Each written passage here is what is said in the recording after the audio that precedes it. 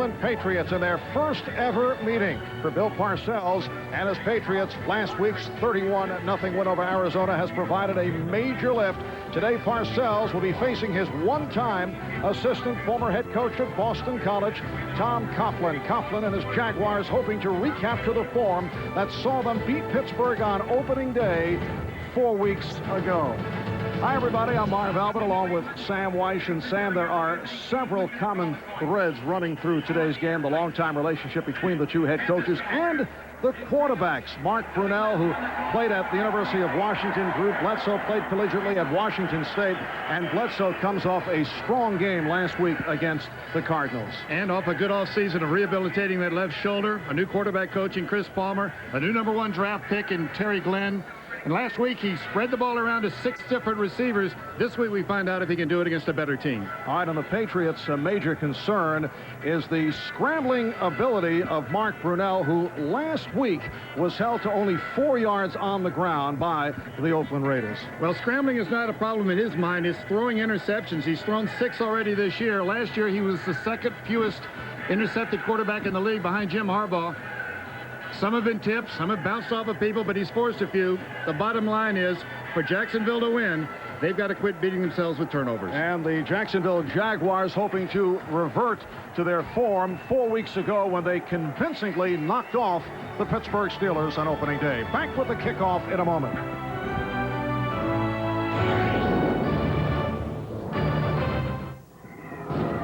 In the beginning was the ordinary battery. Then came the long-lasting Duracell battery.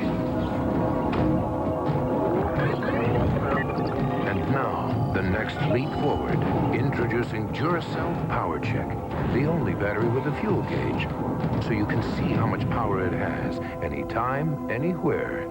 New Duracell Power Check, the world's most advanced battery. Enterprise rent-a-car for my trip? Looks expensive. It's not expensive, Mom. They pick us up? Sounds expensive. Pickup's free, Mom. Well, if it's not expensive, why didn't I get a convertible? Pick Enterprise. We'll pick you up. Natural ability only takes you so far. The right equipment counts for a lot. That's why I like Pert Plus. It gets the job done right. Cleans and conditions in one step. No fuss. Eventually, we all cross the finish. Winners just find a better way to get there.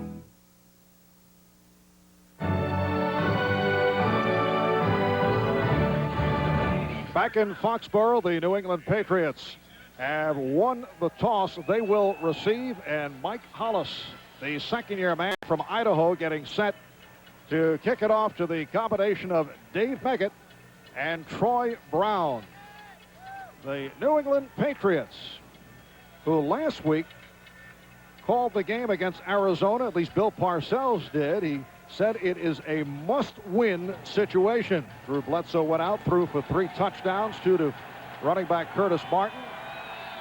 The New England defense held the Cardinals to 170 total yards, while Jacksonville lost to the Oakland Raiders last week in Oakland 17-3.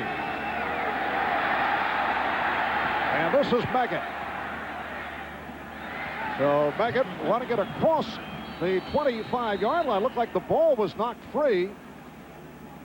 And the Jaguars are saying that they did recover.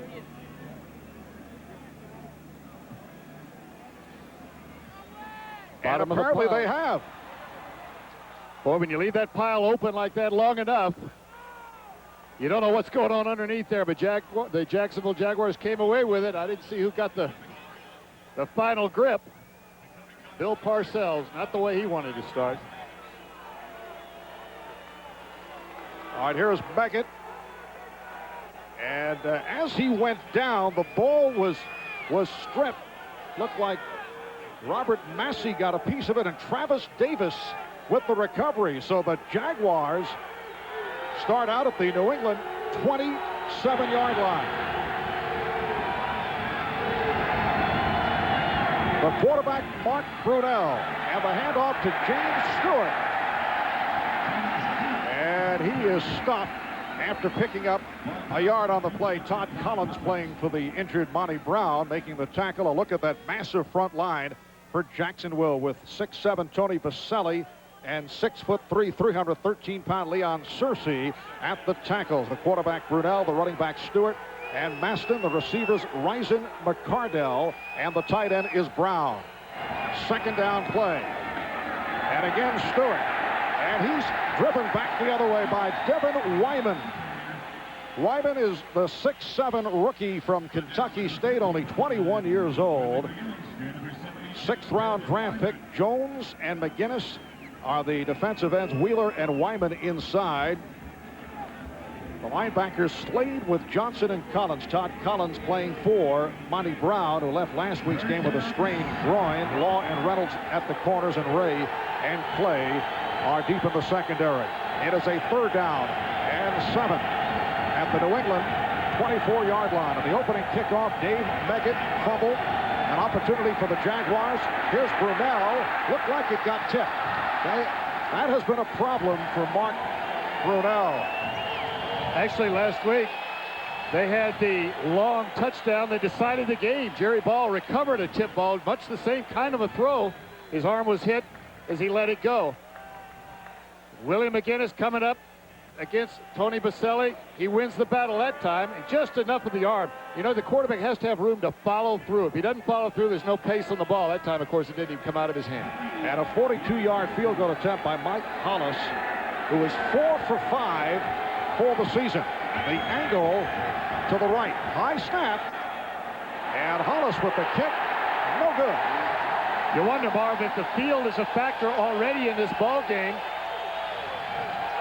Oh, you see, Bill Parcells with a pleasant punch to Dave Meggett. Happy the fumble did not cost.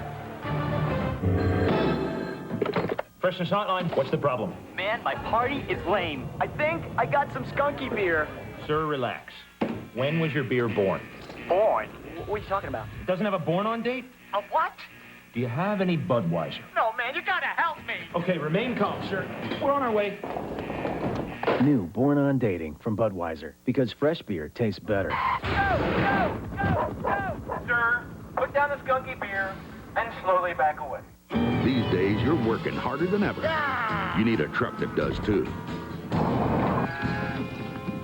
Don't move. Introducing the all-new 1997 Ford F-150.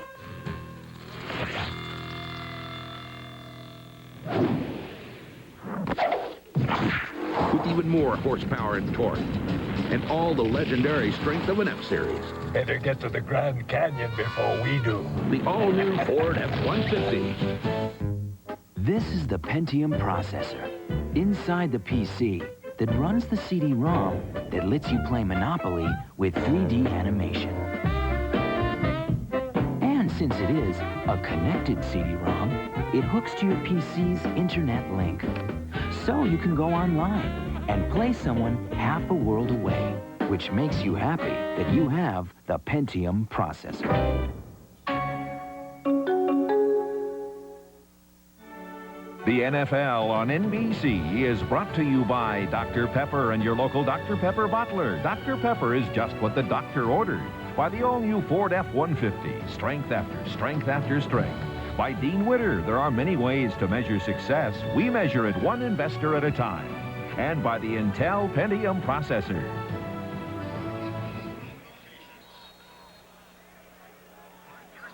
Well, the New England Patriots will take over at their 33-yard line after the 42-yard field goal attempt. It went wide right off the foot of Hollis. And Bledsoe on first down completes to the fullback Sam Gash, lunging across the 40 where he's met by the middle linebacker Brian Schwartz. Now, Sam, we will see the compassionate side of Bill Parcells following this field goal. Watch Meggett and Bill Parcells. Now, that is a love tap right there. Absolutely. And you know what that is? That's a coach that's very familiar with this player. Obviously played for him in New York. And he's just saying to him, we got away with one. Now let's go out there and play some football. It is a 2nd and 3 at the 40. No score, just underway with 2 minutes gone by. And the handoff to Curtis Martin. Short pickup, and that is shy of the first down. Clyde Simmons, starting at right defensive end, made the stop. A look at the offensive line of New England with Armstrong and Lane at the tackles, Roberts and Cratch at the guards. The center is Woolabaugh. Drew Bledsoe, the quarterback, Curtis Martin, Sam Gash. The running backs, the rookie Kerry Glenn, coming off an outstanding day last week against Arizona. Sean Jefferson is a product of Jacksonville, Florida. And now the Patriots with the double tight end alignment. John Burton joining Ben Coates for a 3rd down and 1. That's Coates in motion, and it's to the ground, and Martin slashes his way for a 1st down. Schwartz, the leading tackler on the Jaguars, combining with Dana Hall to make that stop. Up front, Kelvin Pritchett is back for the Jaguars. Sat out last week with a strained groin. Clyde Simmons playing for the injured Jeff Lageman. That is a key loss to Jacksonville. Hardy having an outstanding start, and this is rookie year, #1 draft pick out of Illinois. At the corners, Clark and Washington. Washington, a one-time Patriot, and Davis and Hudson are the deep man. A 1st down for New England from their 45. Bledsoe with the time. They went short range. Gash, and has a 1st down. Sam Gash goes 11, brought down by Yurkovich and Hardy.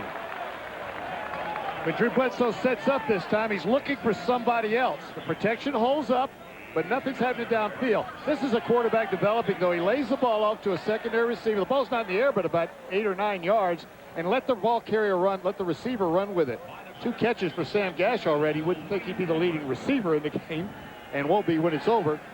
But smart football, another step as we watch Drew Bledsoe develop as a quarterback. I know you were impressed with the fact that he was able to diversify the attack last week against the Cardinals, but this certainly a step up in the opposition, and a nice sideline pattern for his favorite receiver, Ben Coates.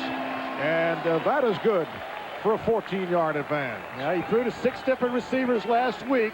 Coates has been his favorite, but watch right here as he makes a little token fake. Pressure from the backside. Travis doesn't quite get there. Coates is just going to go up and run what's called a corner pattern. He's just going to break to the outside. The ball is usually thrown in a lofting fashion that way, because he's got to clear all the linebackers to get the ball that far down the field. And Bledsoe is connected on his first 3 passes for 33 yards. It is back to the ground, and on a slant, Martin.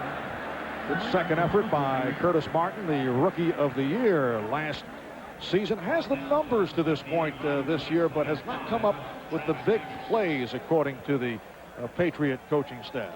Well, you know, they have not had a lot of big plays this year, and neither in the running game or the passing game. But this is a kid that was rookie of the year last year, the only Pro Bowl player as a rookie a year ago, and they're expecting those big plays to come from him. All right, Coates is now flanked to the left with a rookie Glenn in the slot. Bledsoe, a shovel as he was going down, but let's see how they call it. Clyde Simmons was all over Drew Bledsoe, and it will be recorded as a sack. It's a sack right there. The official reached down as if he was going to throw a flag for an intentional grounding, but he ruled in the grasp and therefore gave the sack to Clyde Simmons this time. Tom Coughlin was telling us last night that he had a chat with the veteran Clyde Simmons and said, you've got to step it up. They're just not getting the kind of pressure that they would like. Now, Meggett in the backfield. It's a 3rd and 17 at the Jacksonville 37, and Bledsoe did not like what he saw. Takes a timeout. 9:14 left in this opening quarter. It's the Patriots and Jaguars. No score. If you've got a family, this Escort's for you. Why, just think of the things a wagon can do. It can carry your gear and all of your crew. But best of all, you're ready to haul the occasional item that's 6 feet tall. You can move the troops safely, even wiggle worms. That's good. And you can move them all easily with what's under the hood. So if you're looking for room, there's no need to fudge it. With Escort, you'll find there's still room in your budget. $12,865. That's all. That does it. Todd and Celia Unger began their voyage together nearly 40 years ago.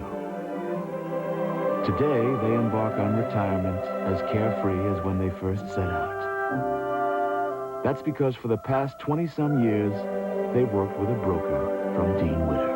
Respect the power of a client's dream and help them achieve it. At Dean Witter, we measure success one investor at a time. Hey, you're a guy, and guys want to be cool. Hang out with other guys who are cool. But even cool guys sweat. 40% more than women, in fact. So how you gonna stay cool? With something new. Speed Stick Gel. No other gel keeps you drier, so you always feel your coolest. It's unbeatable gel protection, and guys, no matter how cool they are, need all the protection they can get. New Speed Stick Gel. It's just for the guys. I'm in it.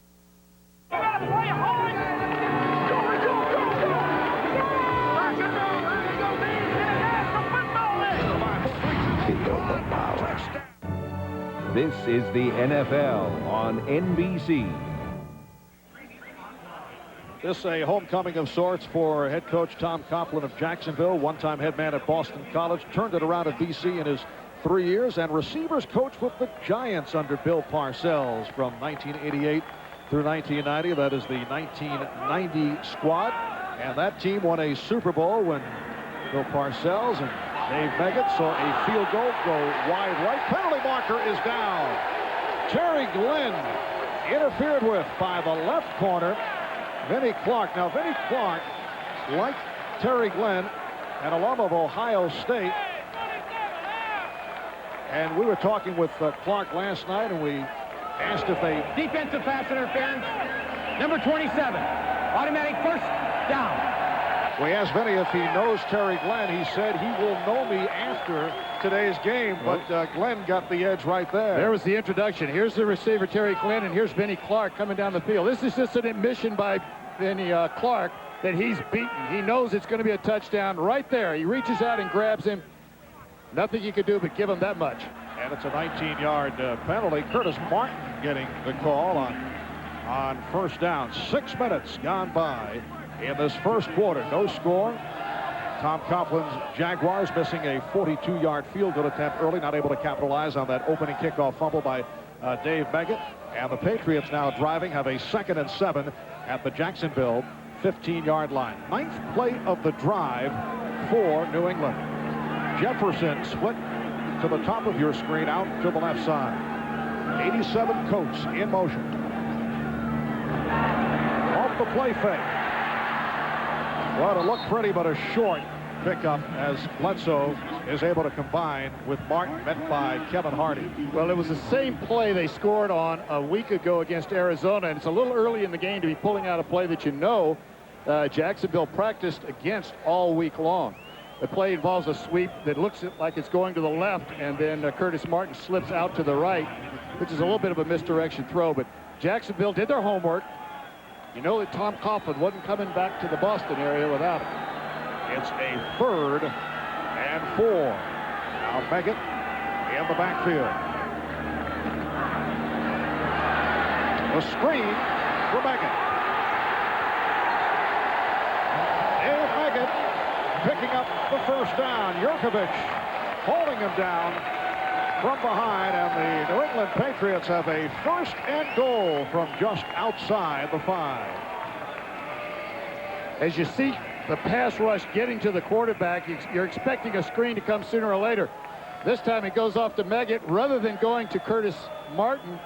Bill Parcells told us last night that he wants to get the ball in Meggett's hands 15, maybe 18 times this afternoon. That's one of them. And now the handoff to Martin, bouncing off tacklers, and picks up short yardage. Brian Schwartz, the 2nd-year man from Augustana in South Dakota, making the stop. Bledsoe 5 for 5 here at the start, 44 yards in all, and looks like John Yurkovich is shaken up. One-time Green Bay Packer, spent 4 years with Green Bay. As we look at John Yurkovich right there, I don't think you're going to be getting any tips when Meggett comes in the game that they're going to be throwing the ball. Last week, Curtis Martin caught 2 touchdown passes, so there are no tendencies there when they substitute run or pass. Reminder coming up next right here on NBC, the conclusion of the Solheim Cup. And after 2 days of competition, the Europeans lead the Americans by 2 points. The final day is coming up next right here on NBC. 6:53 remaining in this first quarter. Marv Albert, Sam Weish from Foxborough. Jaguars and Patriots are scoreless. It is a 2nd and goal down at the 5-yard line on the 12th play of the drive is coming up. On the subject of Dave Meggett, Bill Parcells telling us that he feels that he's putting up his best numbers as a Patriot because he's a little quicker. He is able to pass up on the deserts these days, particularly in training camp. Parcells keeping a careful eye on Meggett. And Coates with the touchdown catch. A bullet thrown by Bledsoe. Coates with the reception in front of Clark, and the Patriots with a 6-0 lead. Drew Bledsoe is throwing the ball to a lot of different people, but when it gets down to crunch time, you go to your favorite receiver, and that right now is Ben Coates. The New England Patriots are just 4 for 10 scoring inside the red zone. They march right down the first drive and get into the red zone and into the end zone as well. And now Adam Vinatieri, who has certainly had his ups and downs for the extra point, and it is blocked. Marv, I think that Mr. Vinatieri has got some explaining to do when he walks over to the sideline. It's going to be an interesting passage as he goes by Bill Parcells. Well, Parcells was telling us that Vinatieri is in a week-to-week scenario, and that certainly does not help his cause. The new Ford Taurus has people talking. Road and Track says the new V6 is a high-strung engine born to gallop. Chris Hayward said, I'm surprised. A car this comfortable has that much pickup. Automobile Magazine named Taurus Design of the Year. And Ray Wells agrees. The new shape is just fantastic. Ford finally got me. The new Ford Taurus.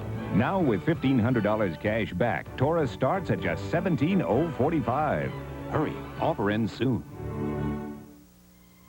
This morning, strange things are happening all over the world. Shops are about to open empty. Parts suppliers are partless, and assembly workers have nothing to assemble. Is this any way to run a business? With FedEx it is. Every morning the world gets just what it wants, just when it needs it, without expensive warehousing. Gone today, here again tomorrow. Now that's the way the world works. I helped my dad build this place. Well, help.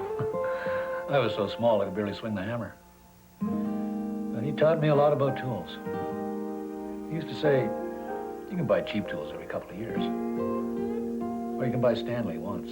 Since 1843, a company from New Britain, Connecticut has been helping people do things right. Stanley. I even take my tape roll fishing. Well, that way I'll know how big a story to tell. Tonight, Steven Seagal is on Deadly Ground, the explosive network premiere that takes you to the top of the world on Deadly Ground, NBC tonight. Next Saturday, Big Ten power Ohio State invades South Bend when Ron Paulus and the undefeated Fighting Irish host the Buckeyes. Notre Dame football is home on NBC. The rookie from South Dakota State, Adam Vinatieri, who just missed that extra point, actually blocked by Clyde Simmons. Last week missed an extra point, missed a 47-yard field goal, and then late in the game hit from 31, which probably was a confidence builder on the part of the coaching staff. Kendrick Bullard with the return, a first-year player from Arkansas State who last season spent time on the Patriot practice squad, takes it for 24 yards, and let's take a look back at that blocked extra point. The snap is good. Tom Tupa is putting the ball down good. The field is a little rough. They played a soccer game here last night. Don't want to make an excuse because the ball is met with the foot too high on the ball. The ball didn't get any lift. And we know that Adam Vinatieri is walking on thin ice. In fact, last week when he attempted and made that 31-yard field goal at the end, it was not only a confidence builder, it was a death sentence if he'd missed it. So the Jaguars starting out first and 10 from the 28. The deep drop by Brunell cannot find anyone. And now does. In the open field out of the 45-yard line, Willie Jackson picking up 17 On that pass play, Chris Slade and Ted Johnson combined to make the stop. Willie McGinnis told us yesterday that he is what is called a spy. In other words, he's a pass rusher, but his job is to look at Brunell, and if he scrambles, it's his job to make sure he doesn't scramble for yardage. You see he's looking at him. He's not really trying to work his way up the field. He's working along the line. Be careful there at the end, Willie McGinnis. They'll call those personal fouls. And a 1st and 10 at the 45-yard line. Flag is thrown as James Stewart went flying.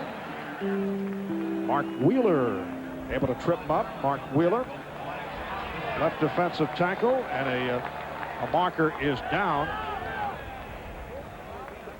Holding.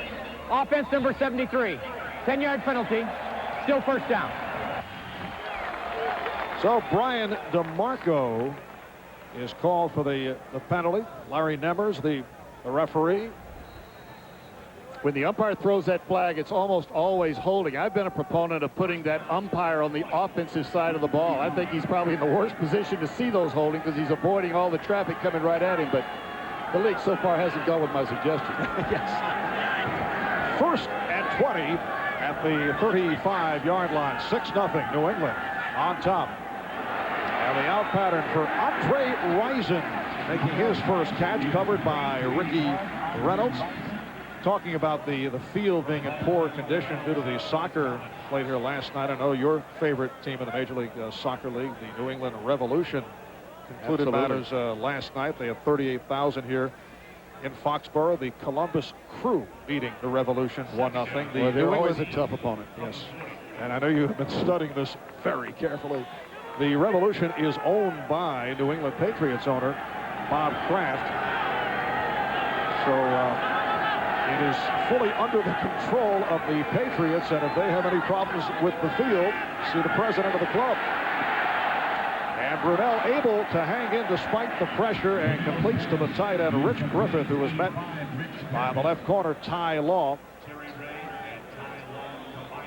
Brunell is just a little bit busy with his feet right here. Watch him set up his head and good carry of the ball, head nice down the field, a little anxious. The pressure's really not gotten to him. He moved out of the way a couple of plays ago and bought enough time to complete the ball down the field. But I think he feels the pressure, not so much the hit as the tip ball. It's got to be in the back of his mind. Already happened once today. It is a 3rd down and 6 at midfield. 4 minutes to go. First quarter, Patriots 6, Jaguars 0. And Brunell picked off. Intercepted by Jimmy Hitchcock. Another interception thrown by Mark Brunell. That is his 7th of the season. That matches his total of all last year. That pass intended for Andre Rison.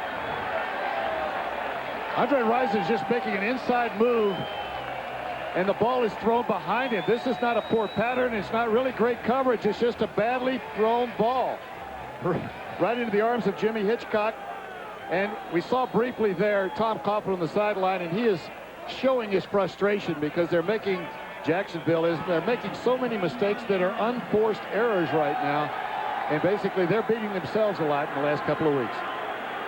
First NFL interception for the 2nd-year man from North Carolina, Jimmy Hitchcock. See the flags flying, the movement leading to the penalty markers. Encroachment. Defense number 92. 5-yard penalty. Still first down. Well, number 92, Don Davey, who started last week for the injured Kelvin Pritchett. There is Mark Brunell. In his first year as a full-time starter last season, took over the final 11 games when Steve Berline was sidelined by injury. Did a solid job, had a terrific opening game against the Steelers, but it has not been the same since then. It's a 1st and 5. Bledsoe, short range to the flat with Curtis Martin breaking tackles for the first down. Stopped by the strong safety, Travis Davis. Not only is Drew Bledsoe throwing the ball to different receivers, the designs of the play are calling for those receivers to get the ball. Watch him roll. He's going to fake to Curtis Martin, roll to the right, head and eyes looking to the right. You can see the defense even pulled that way, and then the ball thrown back to Curtis Martin. He was the primary receiver on that one, not an alternate receiver. the designs of the play are helping Drew Bledsoe now become a more complete quarterback. And Bledsoe 7 for 7, 57 yards, including a touchdown. A flag is thrown. The play is whistled dead. This is going to go against Benny Clark again. He's already had one big mistake. Encroachment on the defense, number 27. 5-yard penalty, still first down. And 27 is the left corner, Vinnie Clark, another former Packer, first-round pick of Green Bay back in 1991. Bottom of your screen right here, you're going to see Vinnie Clark just flinch. Nothing moves but him. Cannot make contact with the offense before the snap of the ball. And fourth penalty assessed on Jacksonville for 39 yards. Again, a 1st and 5. Martin on a sweep following Gash and could not find the extra running room. Curtis Martin hit down by the right corner. Mickey Washington and strong side linebacker Kevin Hardy. Good job by Jacksonville just stretching the defensive line of scrimmage. Sometimes you don't really get penetration up into the backfield there. You just make them run sideways long enough for the rest of the defensive helpers to come in there and clean up the play. So the Patriots have a 2nd and 5 at the 20. After struggling inside the red zone in Buffalo a couple of weeks back, New England converting points on all 5 possessions against Arizona in the red zone last week. Bledsoe able to dump it off. Oh, nice move by the rookie, Terry Glenn. Run out by Clark. It's good for 15 and a 1st and goal for New England. Terry Glenn, who's still bothered by that pulled hamstring, missed 5 weeks going back to training camp, but has really blossomed the last couple of weeks. You can watch him come in motion. He's just going to come right back across the field right here. Terry Glenn is one of the primary receivers. This is a deep and short route. In other words, you've got somebody running deep down the field and Terry Glenn coming underneath. He throws to the open man. All right, Bledsoe couldn't find anyone in the end zone and then throws it away. The new rule came into play right there, Mark. No duress, but why run out of bounds and lose yardage? Just throw the ball away. Don't worry about your statistics and help your team out. Bill Parcells has to be happy with some of the subtle things that Drew Bledsoe is doing here in the first quarter. That was the first incompletion, 8 of 9, 72 yards. He faced the pressure from the left defensive end, Joel Smengi, and it sets it a 2nd and goal at the 5-yard line. Armstrong and Lane at the tackles, Roberts and Cratch the guards, Willibaugh the center. That's Glenn, 88, in motion. Bledsoe for the end zone, but Glenn could not detach himself. He was tied up, and Bledsoe upset. He was looking for an interference call. Well, the interference is called if the initial action is taken by the defender. If they just run into each other, the defender has as much right to his real estate as the wide receiver does. It becomes a judgment call, and that would have involved Vinnie Clark one more time. You see him coming in motion. He's going to go up into the corner, and here's Vinnie Clark. Let's see who initiates the contact. He's up. New England has a complaint. Vinnie Clark reached right out there. He wasn't en route anywhere else. It's a 3rd down, 3rd and goal at the 5. Off the back pedal, that was almost picked off. Good pressure by Pritchett, and Eddie Robinson would have had a free route to 6 points, as Bledsoe, I think, if he could do that one over again, would take it back. Absolutely. You can see the feelings of Bill Parcells on the sideline. They only had 4 touchdowns and 10 tries coming into this ball game in the red zone. Only Cincinnati and Buffalo were worst at that effort. They marched down and scored the last time. And now Adam Vinatieri has his chance. The Adam Vinatieri adventure continues. This from 23 yards away. And he's able to hit a sardonic greeting from the crowd. How about one? AT&T presents A World Without Limits. What team has a chokehold on league scoring honors? Stay tuned. No matter what size fax you send, no matter where in the world you send it, AT&T guarantees it'll get there. Because now, AT&T has 70% more international routes, which means more ways to get around trouble and more ways to steer clear of danger. So your international fax gets through, no matter where in the world you send it. Guaranteed network reliability at a competitive price, only from AT&T for the life of your business. Since 1992, the San Francisco 49ers have been a point-scoring machine. In that time, the team that perfected the West Coast offense has averaged more than 29 points per game and led the league in scoring every year. 4 consecutive years at the top of the charts, a lofty new NFL standard. This is Ford Escort. It's new and it's nifty. It's made for the smart, the intelligent thrifty. It's new out and in, has airbags for 2.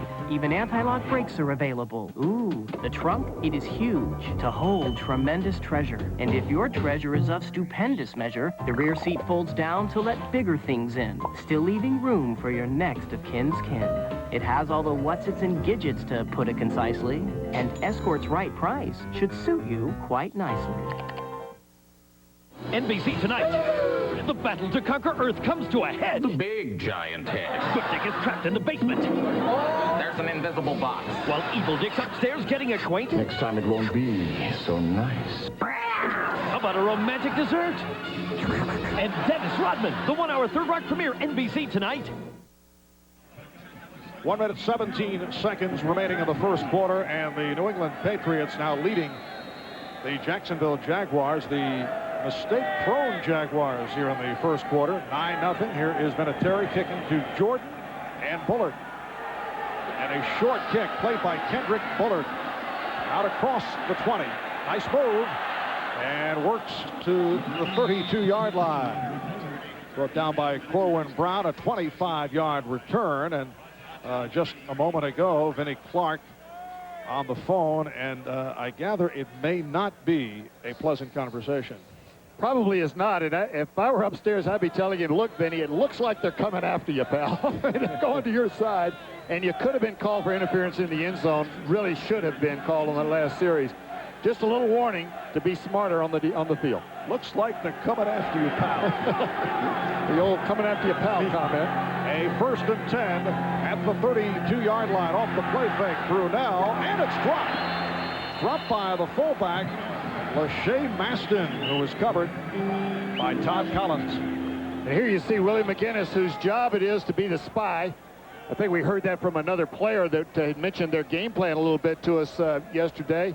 And this is a common practice when you've got a quarterback that is mobile like Brunell. You always have somebody assigned to make sure that he's the last line of defense against the run. This was a bootleg. McGinnis to that side. It was his job all the way. A 2nd and 10 at the 32-yard line. 1 minute left in this first quarter. The draw does not work. James Stewart was not able to accelerate, and you have to wonder the effect of the field. Looked like Stewart could not get any tracking at all. You know what happens when you've got a bad field? It actually works to the advantage of the passing game because the defense can't get any purchase to rush. It works against the running game because the offensive line can't get any purchase to knock somebody out of the way. The runners don't have the advantage of being able to plant sharply. And the Jaguars, who had problems running last week, thus far today, 3 rushes, 0 yards. Not able to get going on the ground. Brunell to throw. And completes. Keenan McCardell stopped by Ty Law. Short of the first down as this first quarter rolls down. Incidentally, that is a new pronunciation. Look out. And words now with Terry Ray involved. And Ty Law also involved in that one. Going against Dave Waddell. I don't believe I'd want to go against Dave Waddell to begin with. There's your first mistake. And you don't want to get a penalty because Waddell was facing away. You could go after somebody. The officials always seem to see the second guy, and I bet you that is what Bill Parcells is saying right now. Dave Waddell, a local product, played his college ball at Boston College. That's the end of the first quarter.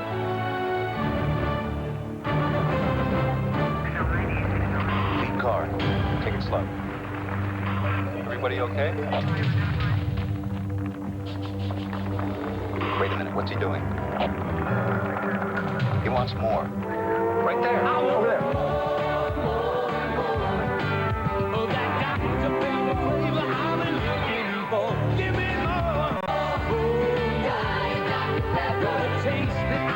Diet Dr. Pepper, the taste you've been looking for. Why do I rent from Enterprise? Very simple. No stress. They arrange to pick me up free, so I don't have to ask anyone for a ride. See? No stress. Pick Enterprise. We'll pick you up. You've been thinking about getting a digital satellite dish. And thinking some more. Well, think about this. The people at Radio Shack can answer your questions. Plus, now they've got great deals. Like a Prime Star satellite system for only about $1 a day plus installation. 95 channels of Prime sports and movies with terrific picture and sound quality. Think about it. Better yet, stop thinking about it. Radio Shack, you've got questions, we've got answers.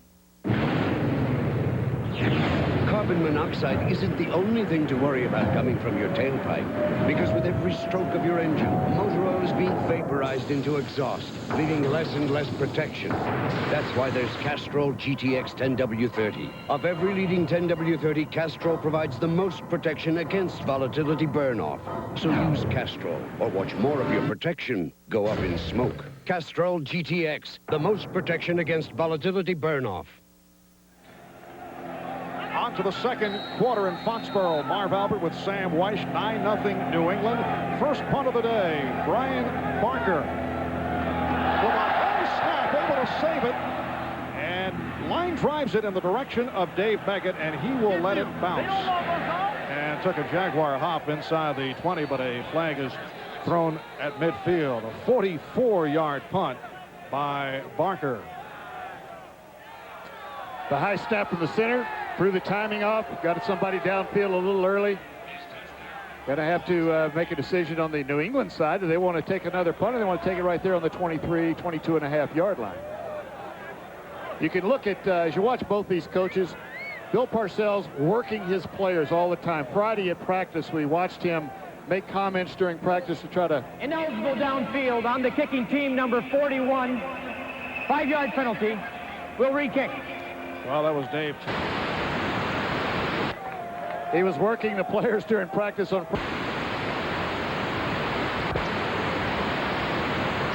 the punt. Understands the words we might not understand if we were hearing them spoken. The verb might not fit the noun, but Dave Meggett's been around him long enough.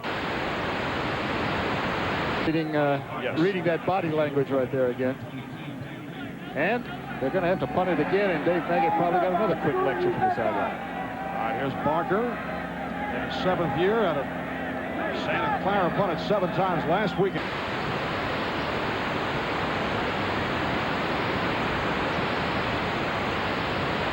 Hold on to that football, just tugging it to his chest. Taken down by Dana Hall. A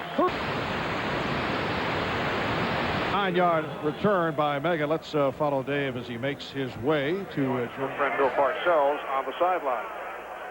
He had 3 big returns last week against Arizona. Bill is now going to play the game. I'm going to go over here and look at my sideline sheet. Got a little note to myself, pick up some milk on the way home. And a 1st and 10 at the 42-yard line. So the Patriots with a 9-0 lead as the second quarter gets underway. Drew Bledsoe off to an excellent start. 8 of 11, 72 yards. Here's Bledsoe.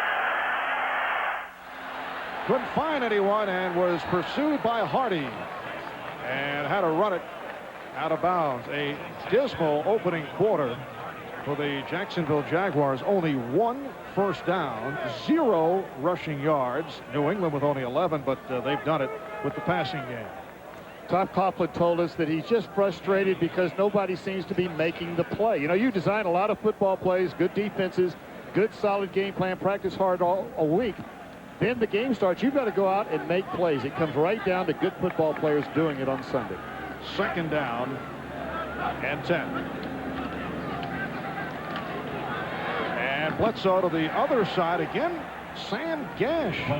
So the fullback Sam Gash with his 3rd reception, met by Kevin Hardy, but just a short pickup. The ball is spotted at the 48-yard line. Now Meggett is back in. Talking about the troubles of Jacksonville. Is it get any worse than last week? They lose a tough game to the Raiders, and after the game, due to a water main break, there was no water in the showers. I hate that. Oakland Coliseum. Sam would have to say that was the final insult. Yeah, but there's no problem. They have what they call shower pills. The guys know what they are. Lots of cologne, I'm told. 3rd down and 4, and Bledsoe is taken down in the grasp. Taken down by Clyde Simmons. So Clyde Simmons, at 32 years of age, the oldest player on the Jacksonville roster, starting for the injured Jeff Lageman, comes up with the sack. 3rd sack of the day for Jacksonville, and the 2nd for Simmons. And referee Larry Nemmers has been pretty good to Bledsoe now twice. Simmons has had him in the grasp. Could have been called a intentional grounding to save the sack, but he gave him the sack, which the result's the same. They're going to come up with a 4th and long. And Tom Tupa back inside his 20-yard line, punting for the first time of the day. Chris Hudson, who's averaging 16 yards per punt return among the leaders in the AFC, is back for it. Here comes Hudson. Very casual fashion, looking for the opening. And posted up. Hudson. Fumble. Recovers.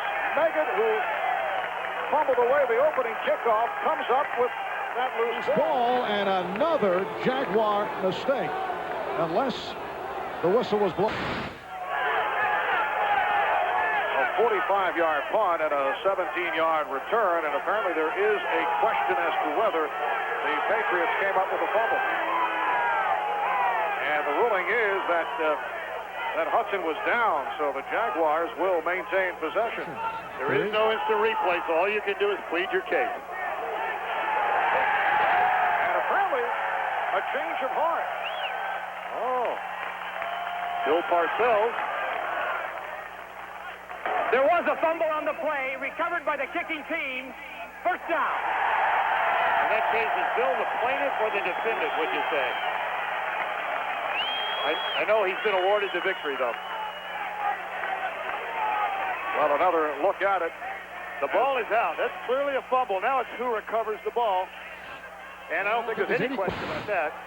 Dave Meggett has the fumble recovery.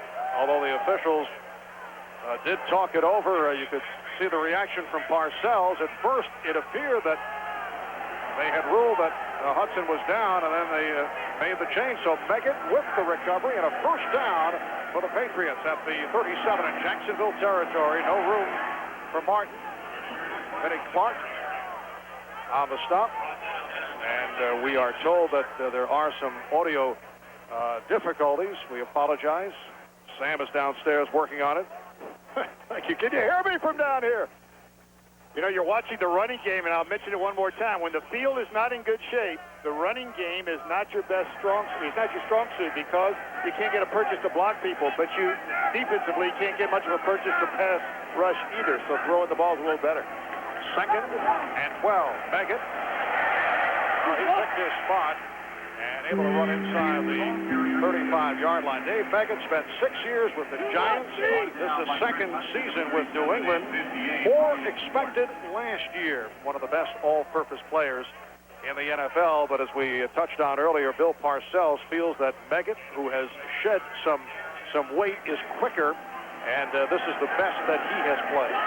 He likes him quicker. He likes him being as versatile as he was when he was playing for him in New York. 3rd down and 6. Oh, beautiful pass. Rifled through by Bledsoe, able to find Sean Jefferson, who returned last week after missing the previous game due to a concussion. Sean Jefferson, a native of Jacksonville.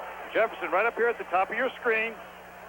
This is what Drew Bledsoe can do. He's a big, strong-arm quarterback. Off his back foot, really, when he lets that ball go right between the linebackers who are dropping into the zone. And a 1st down at the 20-yard line. Here's Meggett. Able to break a tackle. Runs it to the 16. The strong safety, Travis Davis, able to come up with the stop.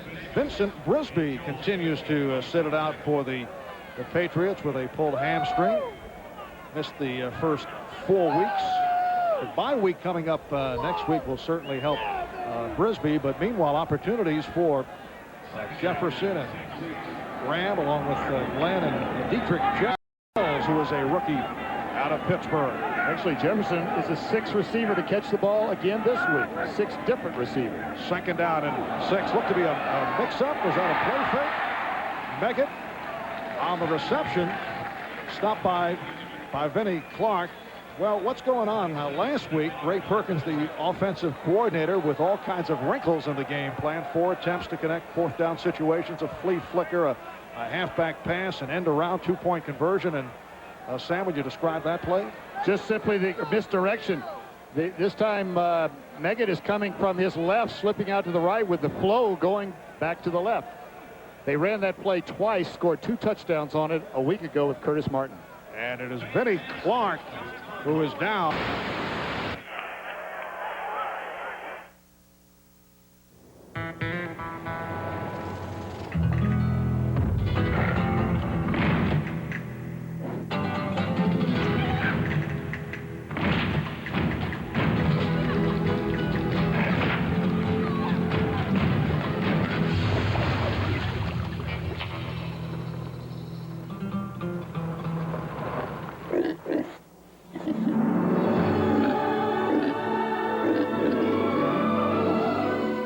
We bought the business from Jimmy's father. That's why he pushes himself. He doesn't want to disappoint the old man. His back began giving him grief last month. He'd take Advil, plug along, but at the end of the day, it just wasn't enough. So his doctor said to try a leave. Take it every 8 to 12 hours. Oh, I like that. Winds up at the end of the day, a leave is stronger relief than a dose of Advil. A leave was all it took. This year, he may even take a day off. You take enough for both of us. Aleve. All day strong, all day long. Australia's Great Barrier Reef. You don't need fins to swim under it. You don't need wings to fly over it. You don't need 4 legs to run through it. But you just might need to bring this. Because Reef Watch Air Tours, Wild Track Jeep Safaris, and Pro Sail Schooners will take you on the ride of your life. But they won't take American Express. Visa, it's everywhere you want to be. The NFL on NBC is brought to you by Dr. Pepper and your local Dr. Pepper bottler. Dr. Pepper is just what the doctor ordered. By Jeep, makers of the new award-winning Jeep Grand Cherokee. By Visa, the preferred card of the NFL. It's everywhere you want to be. And by Warner Brothers, The Glimmer Man opens Friday, October 4th at a theater near you. It was Jacksonville left corner Vinnie Clark shaken up, replaced now by Dave Thomas. A 3rd and 2 at the 12. Off the roll, Bledsoe throwing for the end zone, and incomplete. Bledsoe's pass. Terry Glenn, the intended receiver, being covered by the one-time Patriot Mickey Washington, and it is the field goal unit checking in. Adam Vinatieri. And Bill Parcells' propensity to go for it on 4th down, even with a field goal kicker that's having trouble, and Adam Vinatieri certainly is. He's going to go with the field goal to tip right here. Now, Tom Tupa, remember, is a quarterback and a punter, is the holder. 23-yard field goal for Vinatieri earlier. This is from 30 yards away, and he line drives it right through. So after the early problem, having that extra point block, Vinatieri is hit on 2 field goals to extend the Patriot lead. You, and you. And the Raiders face the Bears, or the Chiefs clash with the Chargers, or regional action next Sunday on the NFL on NBC. Mark Brunell has to be dealing with the mental part of this ball game right now. Adam Vinatieri has handled an early mistake, come back, made 2 field goals. Mark Brunell had the tip ball and has thrown the interception. This is his time now to regroup, come back in there, and as Tom Coughlin said, step up to the plate and make a play. First 3 possessions, the Jacksonville Jaguars really haven't got it done, and they won't win ball games that way. Tom Coughlin now is just trying to get everything back together. All right, Bullard and Jordan are the deep men, and it's taken by Bullard. Kendrick Bullard. Oh, he's hit down as he tried to reach out to the 15. Excellent coverage by Troy Brown, able to make the tackle. Well, Third Rock from the Sun premieres tonight. with Chicago Bulls star Dennis Rodman. Look at you, the hair, the tattoos, like you could be human. Listen, Dennis, I gotta ask you. Madonna, where's she from? Detroit. Detroit Earth? Get out! She's here. Oh, what about Michael Jordan? Robot. Well, Sam, I believe Shakespeare in the Park is next for Dennis Rodman. Not till we get the chance to see that one. 1 hour season premiere, Third Rock from the Sun, tonight at 8/7 Central on NBC. Brunell starting out, and that is incomplete.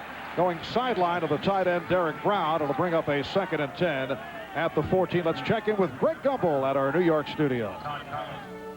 All right, Marv, and at Arrowhead Stadium in Kansas City, the Chiefs fell behind early, but come back. Steve Bono, 8 yards to Danon Hughes with the extra point. The Chiefs now lead the Denver Broncos 10-7. That's the second quarter score, Marv.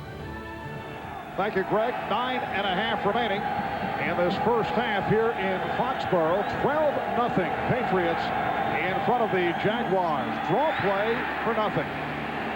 James Stewart is stopped by Willie McGinnis, and the Jaguars not able to do a thing on the ground. Fourth rush, 0 yards.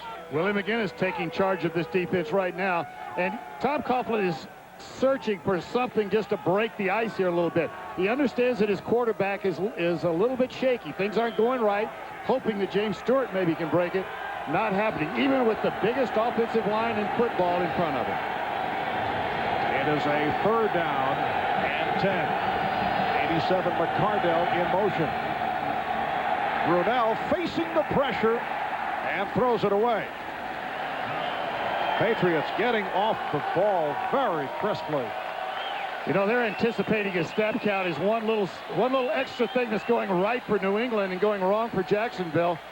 Coaches upstairs hopefully pick up for that from the Jacksonville standpoint and will remind him, you got to mix this thing up a little bit. They had a running start, and there was no chance. They didn't have enough blockers to begin with. They had to throw the ball hot in that situation. So for Jacksonville, 4 possessions, only 1 first down picked up.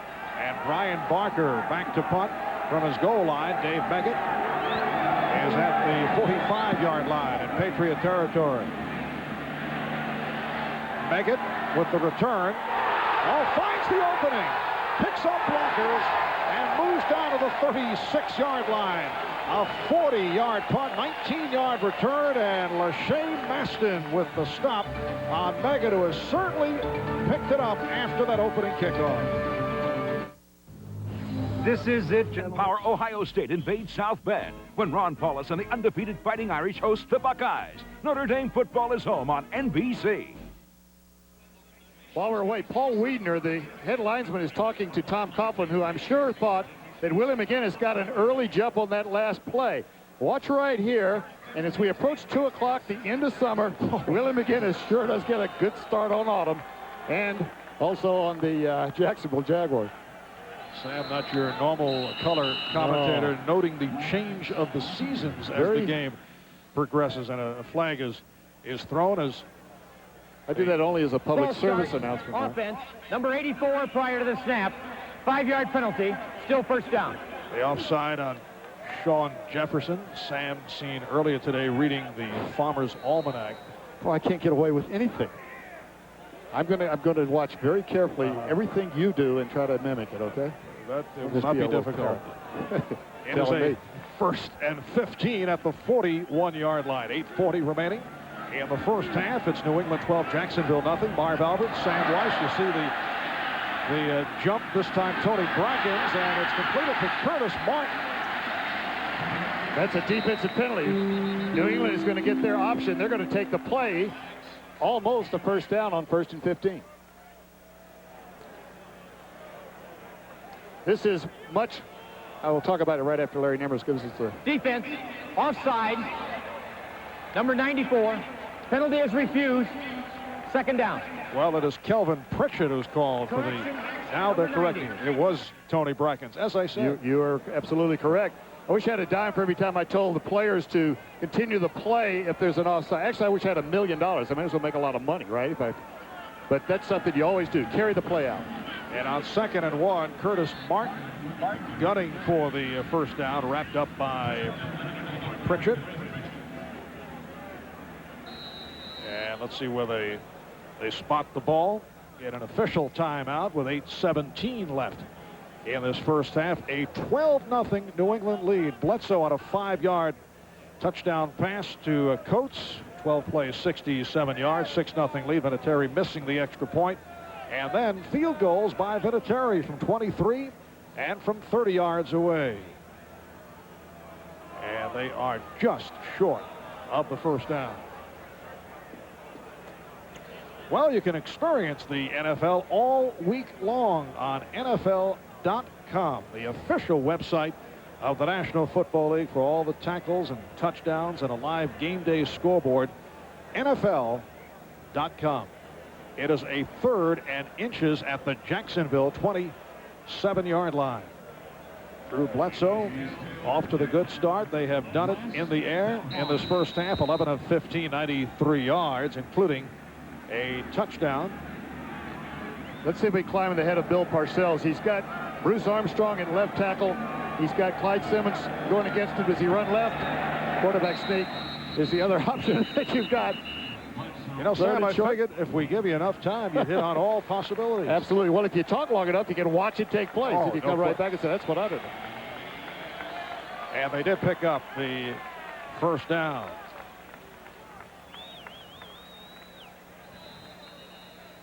Well, Mark Brunell has struggled in the first half. 4 of 9, 40 yards, intercepted once. Bledsoe 11 of 15. When Mark Brunell was a freshman at the University of Washington, he hosted a high school prospect by the name of Drew Bledsoe on a recruiting trip to the school, but Drew ended up attending cross-state rival Washington State.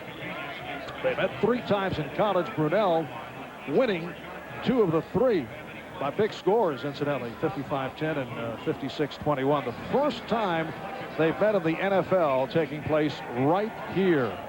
This is the first time they have met.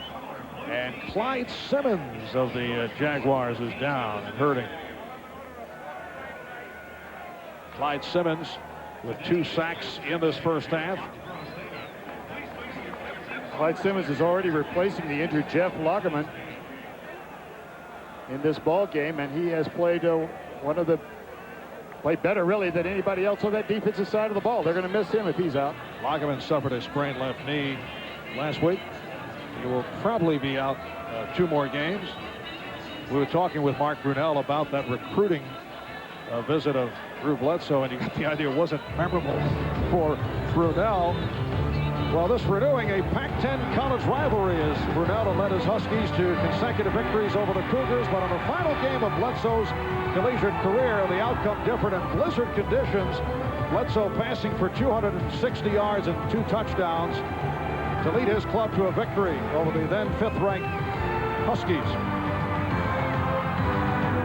42-23, the final score of that final meeting between the two. I say not a memorable visit because I think Bledsoe had his mind made up. He was not going to the University of Washington. Sean Jefferson stopped by Dave Thomas. Second catch for Jefferson, and Clyde Simmons was able to walk off without any help. Second down and 4 at the 19-yard line. Down to 7 minutes to go in this second quarter. Jerry Glenn is to the right, but again it's to the ground and a big hole. Curtis Martin galloping his way and has the first down. Hardy and Davis combined to make the stop.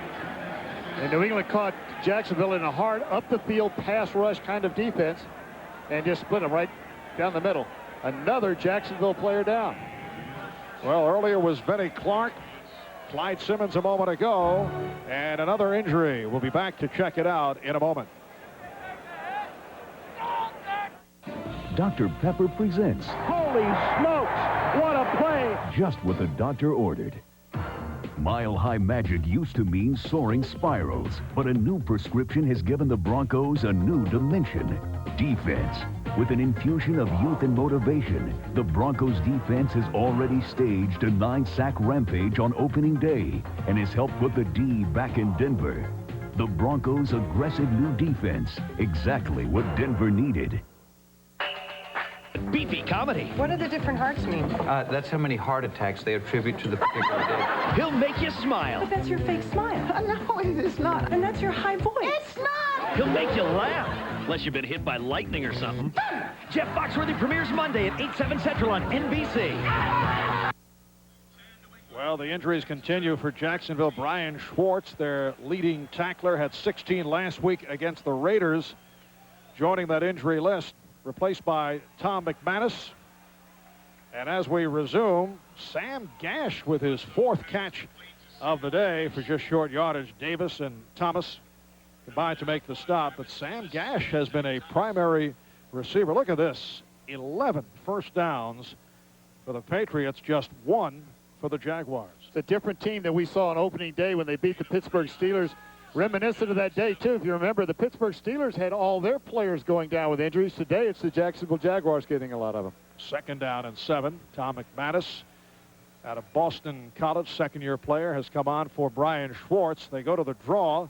Curtis Martin broke a tackle, able to work his way to the 8-yard line, and Tony Brackens with the stop. We're just under 6 minutes to go now in this second quarter.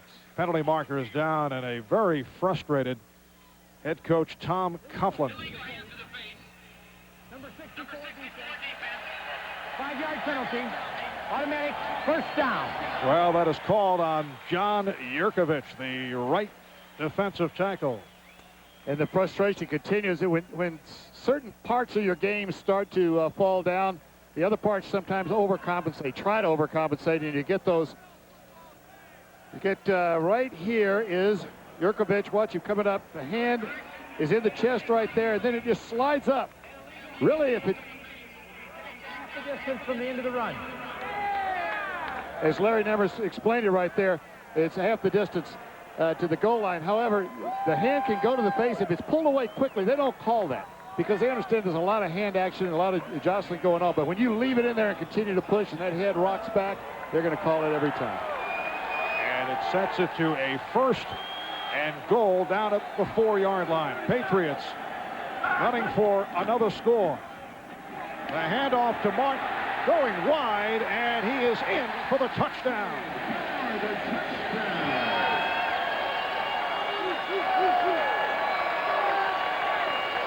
And for the New England Patriots, this one taking on the look of last week against the Arizona Cardinals, as they now extend the lead. A 4-yard touchdown run by Martin. It's interesting to listen to the crowd. When they ran a draw a minute ago, there was a lot of grumbling. What a bad play. Didn't gain any yards. This one scores a touchdown. A tremendous call in the view of the fans. And here is Vinatieri, and he is able to pop it through. Actually, PATs don't get that much applause around the league. They do here. So it is now a 19-0 New England lead over Jacksonville. Sweep is to the left. Hardy has contained and is just not able to keep everybody in place right there. That's pure speed, really bouncing outside. That play was designed to go up inside and bounce outside because of the hole. Watch everything get clogged up inside right here, and the ball is just going to bounce right outside after he baits everyone in. Everybody committed inside, and then he bounces outside. It is pure speed from that point on. 8 plays, 36 yards as the Patriots take advantage of the fumble. 4th touchdown of the season for Martin. He had a career-high 3 last week against Arizona. Now, the last 6 quarters, you go back to last week's 31-0 win over the Cardinals, New England has outscored the opposition 50-0. And those woes continue for Jacksonville right here. They're catching a team that is getting hot in the New England Patriots. 31-0 last week, and they're picking up right where they left off. Other than the missed extra point, pretty good ball game for New England. All right, here's Randy Jordan, who has speed. And flags come flying as Jordan moves across the 25-yard line. It's a 23-yard return by Jordan, who's back after sitting out last week with a pulled hamstring. leads the AFC in kick return average.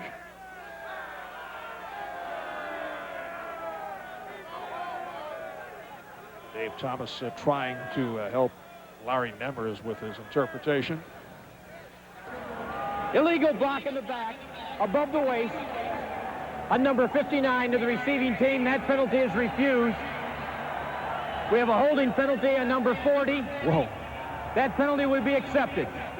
Gets worse and worse. It gets worse. The reason they accept the penalty, the holding penalty, is it occurred farther back downfield because the distance, the penalty is going to be marked off from the point of the foul on a kickoff return. So they took the one that gives it the most yardage and the disadvantage yardage for the New England, or for the Jacksonville Jaguars. Seventh penalty against Jacksonville. New England hit with only one.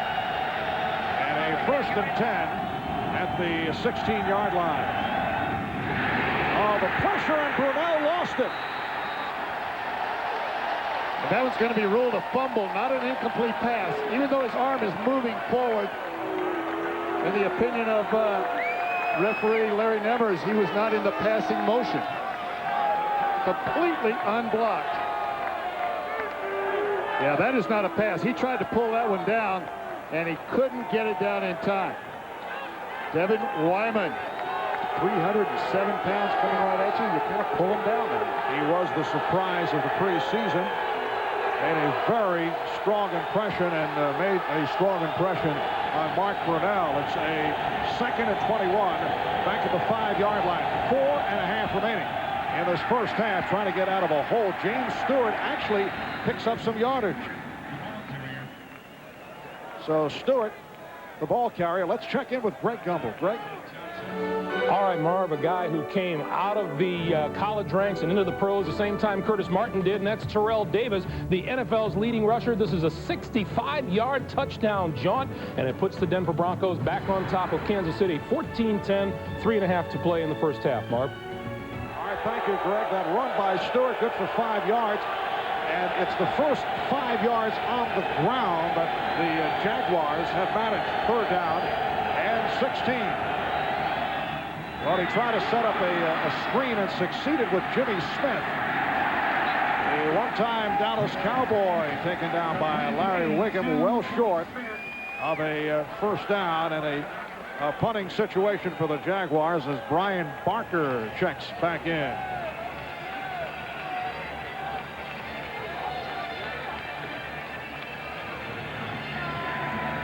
And a word on a couple of the Jaguar injuries. Clyde Simmons with a knee problem. It is expected he will return. Brian Schwartz also a knee problem and will need x-rays. Meggett let it bounce. And a short punt by Barker. 3:10 left in this first half. Patriots 19-0 over Jacksonville.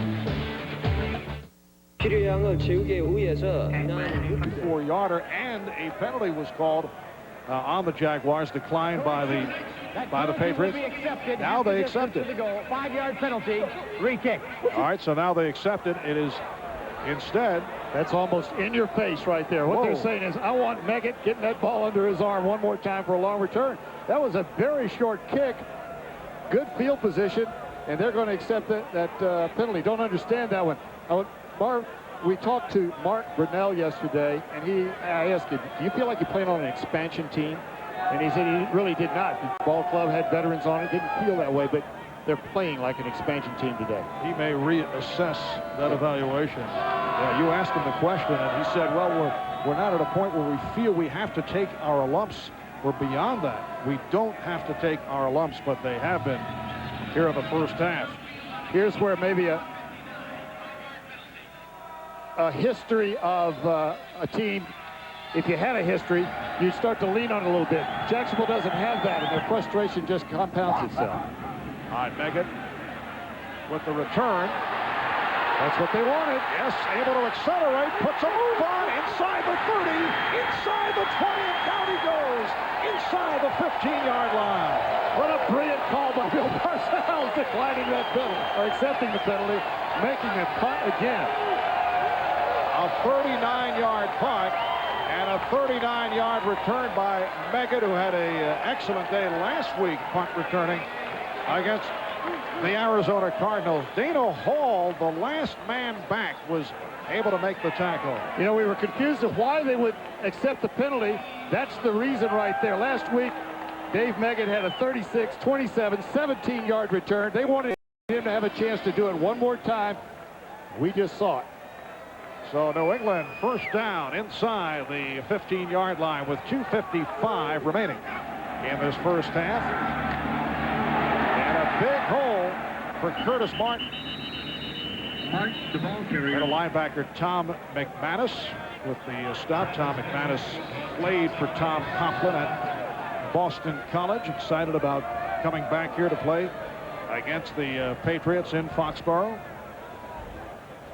Well, Clyde Simmons is back, went down with a knee earlier, has 2 sacks in this first half. Signed as a free agent just prior to the start of the season.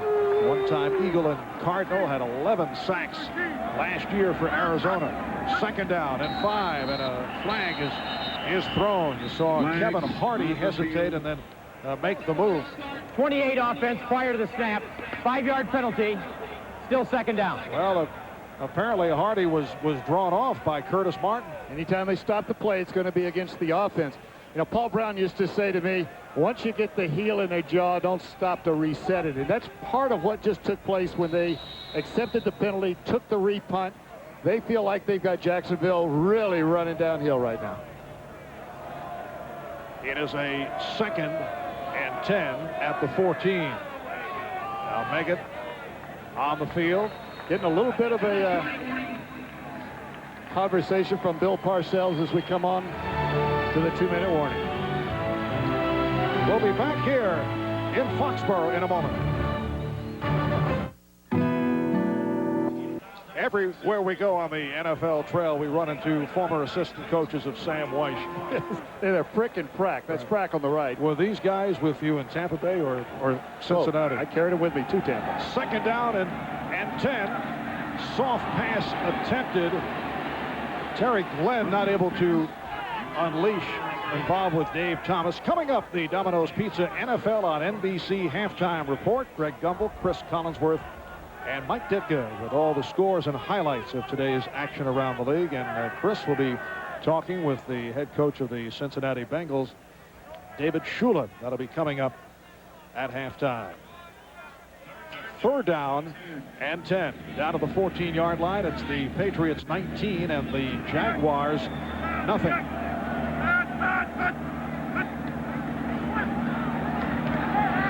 Bledsoe completing. Terry Glenn stopped by the one-time Patriot Mickey Washington. For Glenn, it is his 2nd catch. It is short of the first down. The crowd wants the Patriots to go for it. It's a 4th down and 2. Remember last week against Arizona, it was at the 10-yard line, 4th down and 1. Bledsoe rolled to his right and made almost the landmark play for this season. Yes, Patriot players pointing at it in symbolic fashion.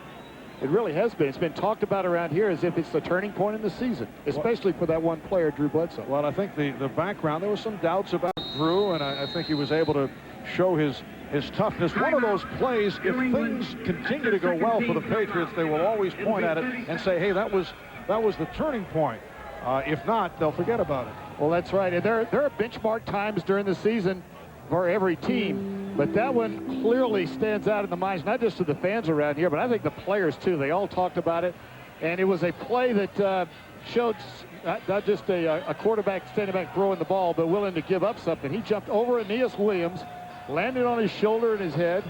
Bill Parcells is going to Bill has some great expressions when he tells people what to do. This is like, go out there and make the first down, or I'm going to come after you.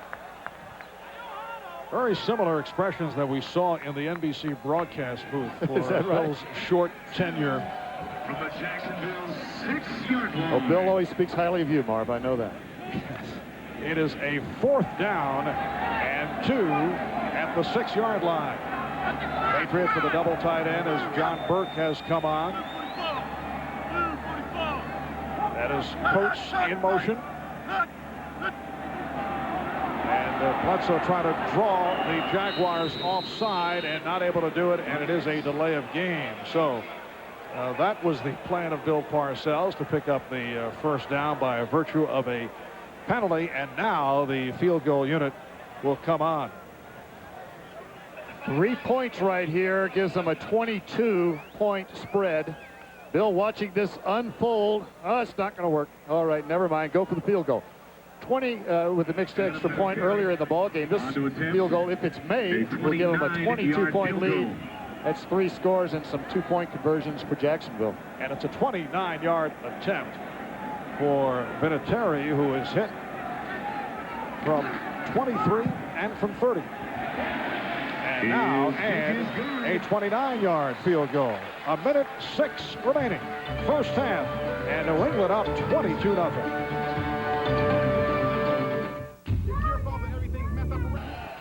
Drew Bledsoe has picked up where he left off last week, and we just saw a vote of confidence from Bill Parcells in the favor of Adam Vinatieri on that last field goal. It was 4th down and 1.5 yards, 2 yards. Bill has no qualms about going for it on 4th down. He's done it many times and had success with it.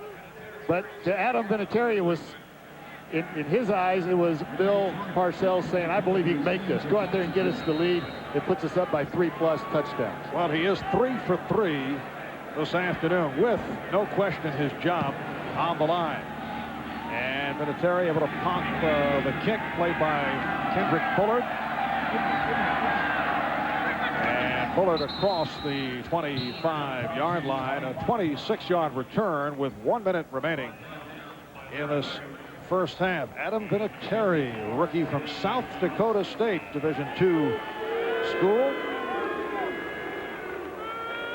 Bill Parcells, in mentioning yesterday that Vinatieri is what he categorizes as week to week, said, but he is rooting for him. He'd rather not make a change. It may sound very basic to say. Obviously, he's rooting for his kicker, but he likes Adam Vinatieri, and he would like to stay with him. I've been on those 7-day renewable contracts before. I know how it feels. And a first down pass from Brunell, completed to Jimmy Smith. It is short of the first down. Smith met by the cornerback Hitchcock, and now they're in the hurry-up. Clock running, 45 seconds to go in the half. Another impressive half for the New England Patriots. And it's batted down. Another deflection.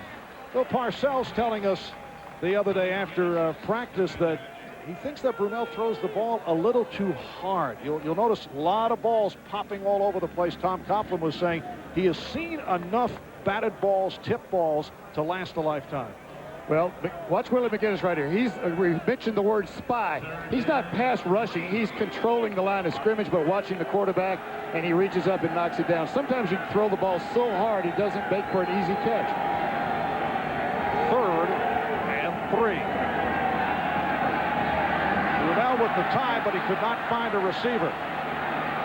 And runs for the first down and more. Then able to get out of bounds at the New England 48. So that is a 19-yard run by Brunell. It'll look good in terms of the stats, but they have not been able to run in the portion of the game where you want to set things up. Time is running out here in the first half. Only 28 seconds to go, and they're finally able to put some rushing yardage on the scoreboard. Well, this is actually a very vulnerable time for Jacksonville. Had they been 3 and out right here and given New England another chance at it before the half, but now with 28 seconds left, at least they've got field position. Brunell able to step up and completes for the first down on some more. McCardell hauled down by Ray and Law, and the clock is stopped. A timeout is taken with 19 seconds to go in the half. 15-yard pickup in the first catch of the day by McCardell, but a flag is down, as you see. Looks like it's going to be holding against Jacksonville, bringing that back, but we'll take a look here after we hear from Larry Nemmers what the penalty is. Holding, offense number 71. 10-yard penalty, still first down. Well, watch what Martin Brunell does right after he throws the ball. Watches the completion. he turns immediately to the referee, the official standing behind him, to call timeout. You'll see young players sometimes will run all the way down the field and try to find an official where the ball stopped. He turns right there. That's how you save a few seconds in a 2-minute drill. Penalty was called on Tony Baselli. It is a 1st and 20 back at the 42-yard line. Brunel able to hang on the pocket, and again the ball was deflected. Terry Ray got a piece of it. It was intended for Risen. Bart Brunel is just not getting any depth. This time he gets up under the center, not in the shotgun. But see how tight he is to the line of scrimmage right there. There's not a lot of room for him to negotiate, plus the pass rush is just getting to it. The numbers on Brunel, 6 of 13, only 59 yards. And he was picked off once. 16 seconds remaining in the half.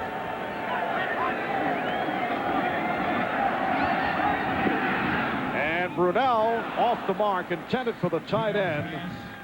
Pete Mitchell out of Boston College, drawing the double coverage from Malloy and Wiggum. You can almost feel Mark Brunel. This is a common trait for quarterbacks. They get nervous, and what they do is they squeeze the ball. You can almost feel their wrists getting tight around that ball.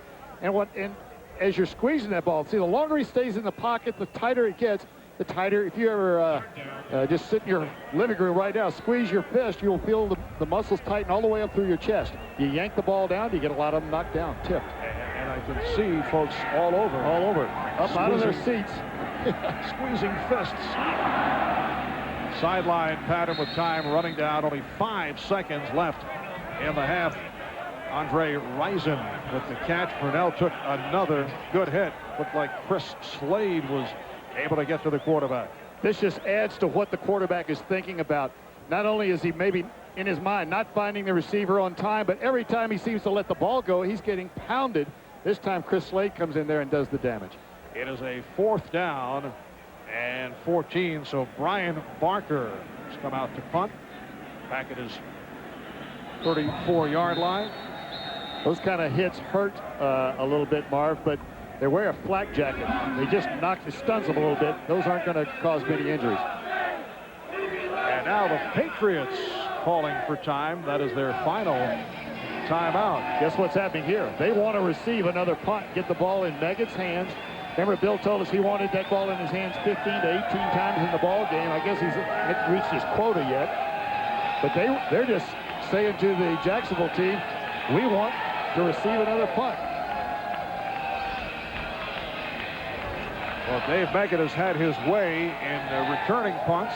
Coming into today, the Jaguars had difficulty on kickoff coverage. Their punt coverage was okay, but not the case here in the first half. I think you're seeing a New England team that is hit stride here in week 3, really last week, and again in the week 4. They are just playing solid football, confident football, and they're pulling the right strings right now. Bill Parcells, though, is keeping his expressions as varied as ever. And now the Jaguars have decided not to punt. They'll just run it out.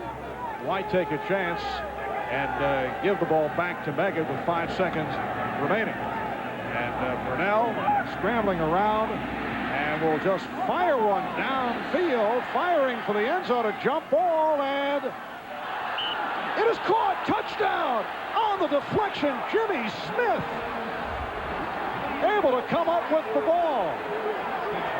Let's think back what just happened. Had New England not called timeout, the clock would have run out, and we'd be inside right now talking about the first half.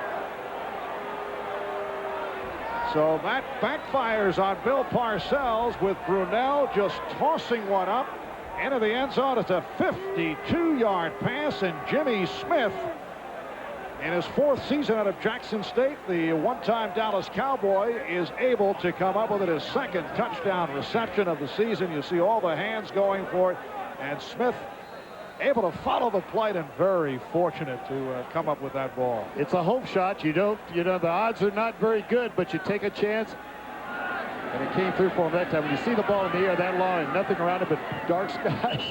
And Mike Hollis with the extra point with time running out in this first half. Here's another look at it. Everybody get in position. Defensive backs, you see Hitchcock tried to knock that ball down, and that's really what they should be trying to do. Don't try to catch the ball and intercept it. Knock it straight down. Ball stayed here long enough, though, for the touchdown. And that is the longest touchdown pass in the career of Mark Brunell. 22-7, the score at the half. Patriots in front of the Jaguars now to Greg Gumbel in New York. Welcome back to Foxborough. Marv Albert and Sam Weish, a dominating first half for the New England Patriots. They are up 22-7. And Vinatieri with the kickoff to Bullard and Jordan. And this is Randy Jordan with the return. And works his way up to the 24-yard line, 22-yard return. Sam, you look back at for Jacksonville, the first 24 plays, only 79 yards as we check out the Coors Light halftime statistics. And the last play, that jump ball thrown by Mark Brunell, results in 51 of their yards in the first half. Yeah, the real story is told right here. They only got 3 first downs. Of course, one of them was on that Hail Mary that was 51 yards, as you mentioned. That counts as a first down as well. So really only 2 first downs in the first half. Mark Brunell, who did not have an easy time of it in the first half, 8 of 15 overall, 131 yards. And he goes to the ground for James Stewart. Stopped by Ted Johnson. Last play of the first half. Jacksonville actually got themselves back into this ball game, at least for the moment. A roll out to the left. This happened right after Bill Parcells decided to call timeout to try to force the punt to get the ball in Dave Meggett's hands one more time. Looks like a nice 9-iron shot there in the Solheim Cup series. Solheim. I'm not very good at golf either. Yes. But, you know, you had good intentions to work the promo in. Very nice. Very much. A second down and 11, and Brunell off the run. Couldn't find anyone. Run out by Lawyer Malloy. You know, Marv, right before the Hail Mary, Mark Brunell scrambled to his right, made about a 19-yard run out of the shotgun, got out of bounds right at the end of the second quarter here before the Hail Mary. Nothing happening down the field. Tucks the ball, gets to the sideline not only to make the yardage, to put him in Hail Mary range, but also to stop the clock. So it turned out to be a significant play. We were talking about the fact that the 19 yards would have no meaning, but it did, as you say, set up that long pass. Third down and 6, and off the pump, it is completed to Smith, and he has a first down. Ricky Reynolds, the right corner, up to make the stop. And let's check out the numbers on the 2 quarterbacks, Mark Brunell and Drew Bledsoe. Now 8 of 16 in that first half for 131 yards, and Bledsoe at 14 for 19, 111 yards. However, the Patriots, although they certainly had their way statistically, not able to take full advantage. They had to settle for 3 field goals. A first down at the 37. Third quarter is just underway. Well, it is ruled an incomplete pass, and that's a close call. The tight end Derek Brown had it and then dropped it, covered by Terry Ray. Derek Brown is a guy who has never been able to get going. Sat out all of last season because of a lacerated spleen. In his 5th season out of Notre Dame, a one-time New York Giant, disappointing in his days as a Giant. He was a #1 draft pick. He has just 2 catches for the season.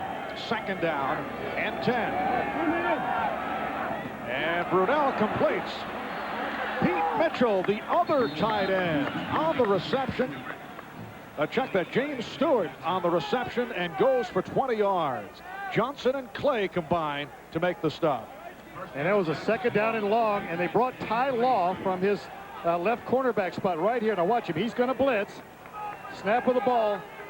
Still playing a zone. Watch right, deep zone right here. 2 safeties, but nobody in the middle. And when you leave the zone open that way with the Ty Law not get there in time, they're one short defense. And a first down at the 43. Stewart trying the left side. He has not been able to do it. 7 carries, only 7 yards per Stewart.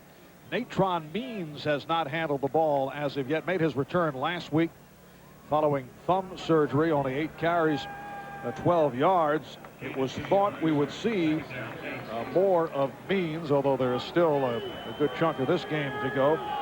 Remember, he didn't come in the game until the third quarter last week. So it could be, we could see him. But he's got a cast on his right hand where he had thumb surgery. 2nd down and 8, and again a drop. I'll tell you, Marv, this is working on the quarterback as much as it is anybody else. That's 2 passes he put right in the hands of his tight ends. One of them, Derek Brown, and that one, Rich Griffin. And both times they were dropped. You can't blame that one on Mark Brunell, but at the same time, the ball isn't moving down the field with him at the helm. It is a 3rd and 8. The ball at the Patriot 41-yard line. 3 minutes, 20 seconds gone by. Third quarter, Patriots 22, Jaguars 7.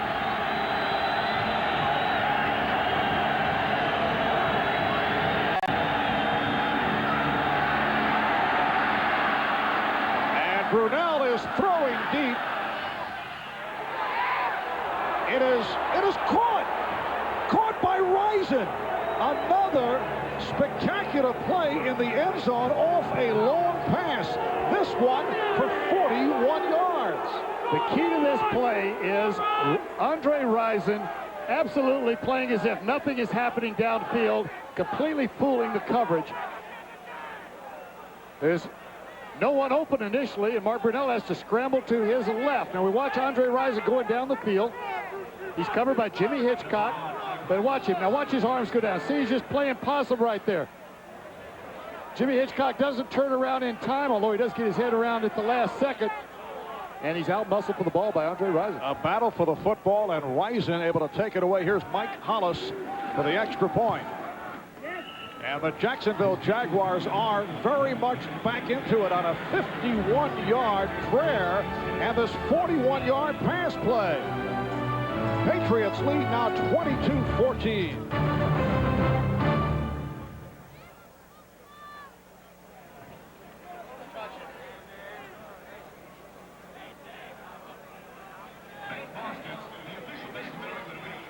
Well, head coach Tom Coughlin has to be saying, I can't believe that we are back into it in this manner.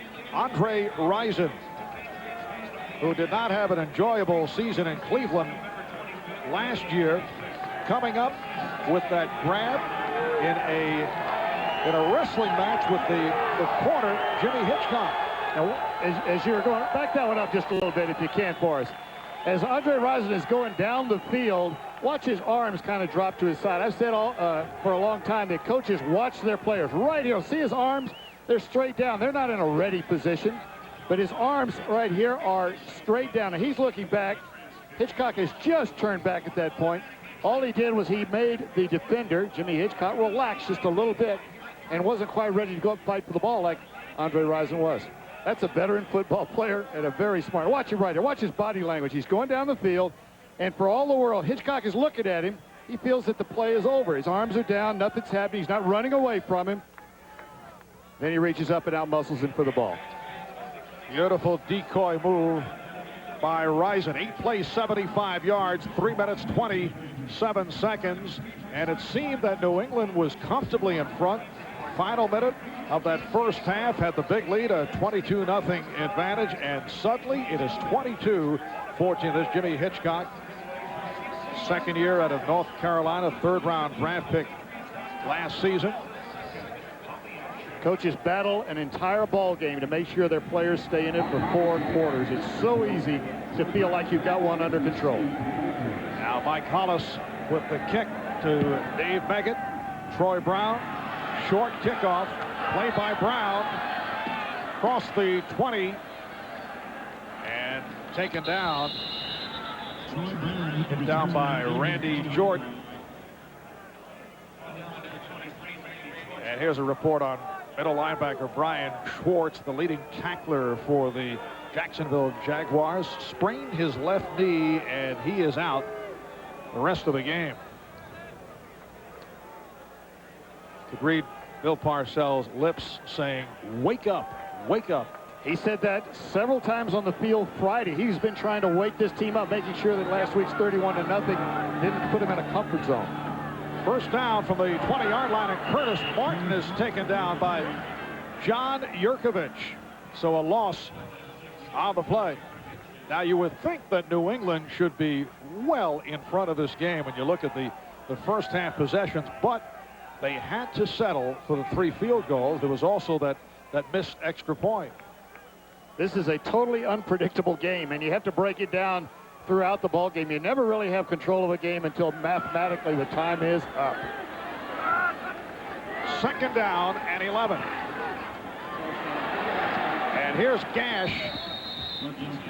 Run out by Hardy. Sam Gash with his 5th catch of the day. He ranks among the league's best blocking fullbacks. Does not run with the ball frequently. Had 8 carries all of last year. He's carried it only 4 times this season. Bill Parcells saying that Gash has come a long way, learned to play the game in a more relaxed manner. He was too much full speed. Tells us he may have been on the hyper side at times. 3rd down and 4. And a 1st down picked up. The completion to Sean Jefferson. And it's good for 12 yards. Jacksonville tries to blitz right here, right up the middle, but they fall down. Watch right here. The linebackers are going to lose their footing in the blitz, and of course all they do is they leave a big giant hole right in the middle for the completion. When you blitz, you have to get to the quarterback because really the defense is at a disadvantage if the quarterback has time to throw in a blitzing situation. And the Patriots have a 1st and 10 from their 38-yard line. Inside handoff, Curtis Martin breaks tackles, runs for the 1st down and more. Took that pop from Thomas and Hudson. They get him out of bounds, and that is a pickup of 19 for Martin. And they blitz again from the backside right here. Now, anytime you're blitzing, you're filling lanes, but you're going up the field. If the ball carrier passes you going the other way, there's not another layer of defense. And that's what happened with Curtis Martin right there. Speed, in this case right here, is the advantage to the offense. Curtis Martin, the 10th running back, 10th back taken in the draft last season. A steal on the 3rd round. Oh, here is the flea flicker. They tried it last week, and Bledsoe firing. It is broken up.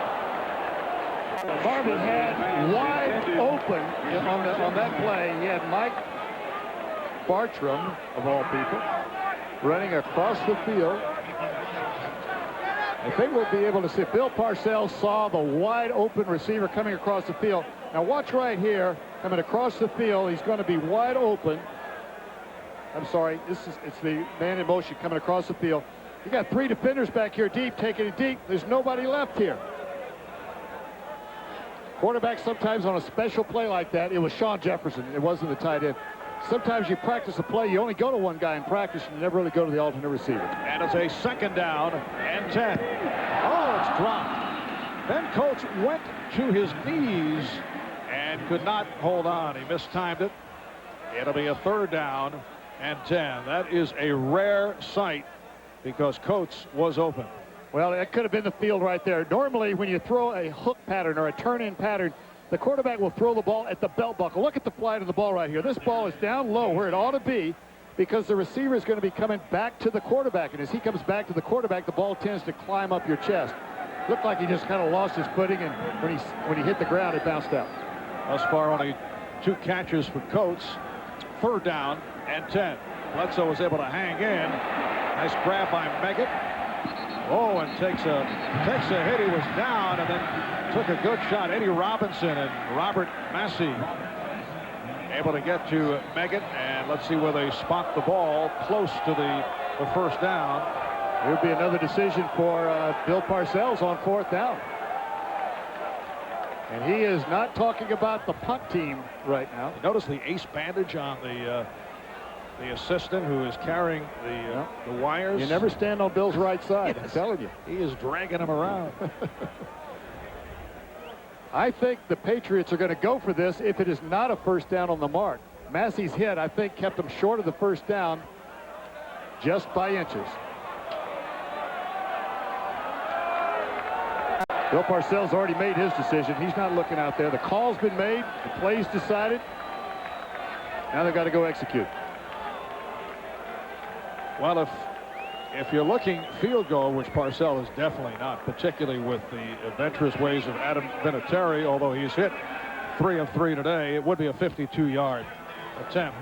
Double tight ends, and now 3 tight ends. Todd Rucci, backup offensive lineman, joining John Bergen and Ben Coates, 4th and inches. They were 2 for 2 last week on 4th down. And they connect right here. Curtis Martin picks it up.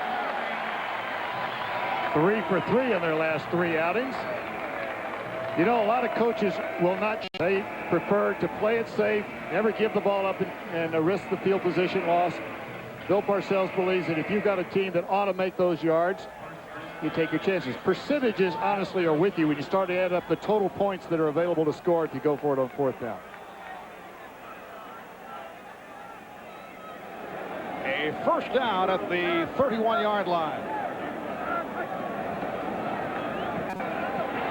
Coates able to adjust, came back for it, but he is stacked up. And Coates refusing to go down, and here's it from the crowd.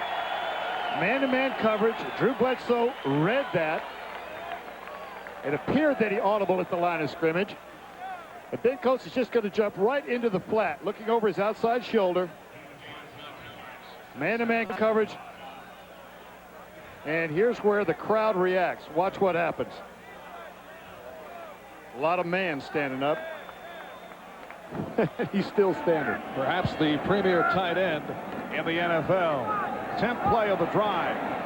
Martin tried to slash his way. Tom McManus made the stop. I know you were watching the interview at halftime. Chris Collinsworth in a chat with the head man of the Cincinnati Bengals, Dave Shula. And Chris made the point that while you were head coach of Cincinnati, you were not always under control. Surprising to us that he would bring that up, and only happened 8 or 10 times. I don't know why he brings that up like that. Had your differences with general manager Mike Brown. I'd like to get your reaction to that after this play, a 3rd down and 5 at the 26-yard line. 6:40 to go, 3rd quarter.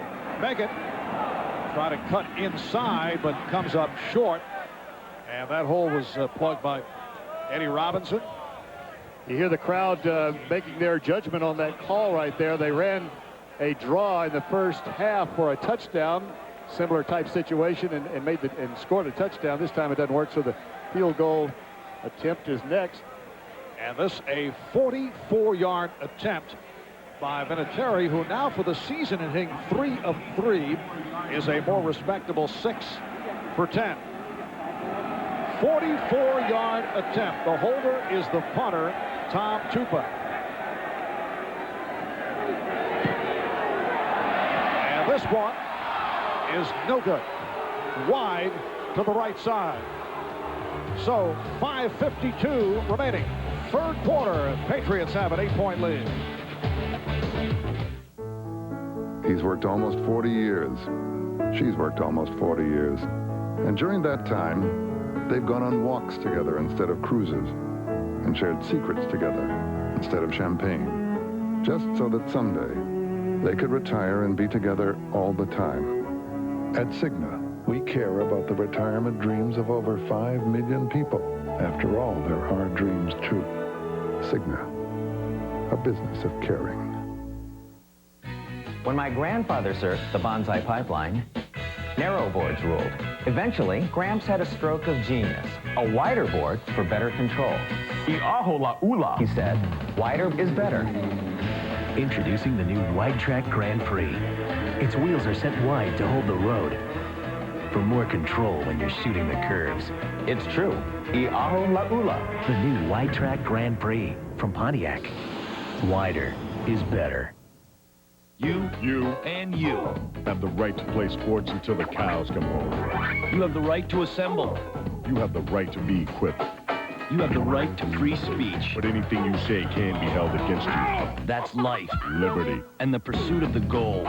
But you don't have the right to remain thirsty. Not when there's Gatorade. Because every athlete has the right to be quenched. These are your rights. Now get out there and exercise them. Life is a sport. Drink it up. The NFL on NBC is brought to you by Brewery Fresh Budweiser, who reminds you fresh beer tastes better. By Pontiac and your local Pontiac dealer, we are driving excitement. By Liberty Mutual Insurance, helping people live safer, more secure lives. That's the freedom of liberty. And by Gatorade Thirst Quencher, get out and exercise your rights. Life's a sport. Drink it up. Back in Foxborough, we'll get back to your reaction to that halftime interview with Dave Shula in a moment, and also another look at the missed field goal by Adam Vinatieri. 1st and 10 at the 34. Jacksonville has taken over. Patriots leading the Jaguars 22-14. And it's Stewart trying to make the turn. Could not. Flag is tossed. Ricky Reynolds, the right corner, able to cut off James Stewart, who has been ineffective.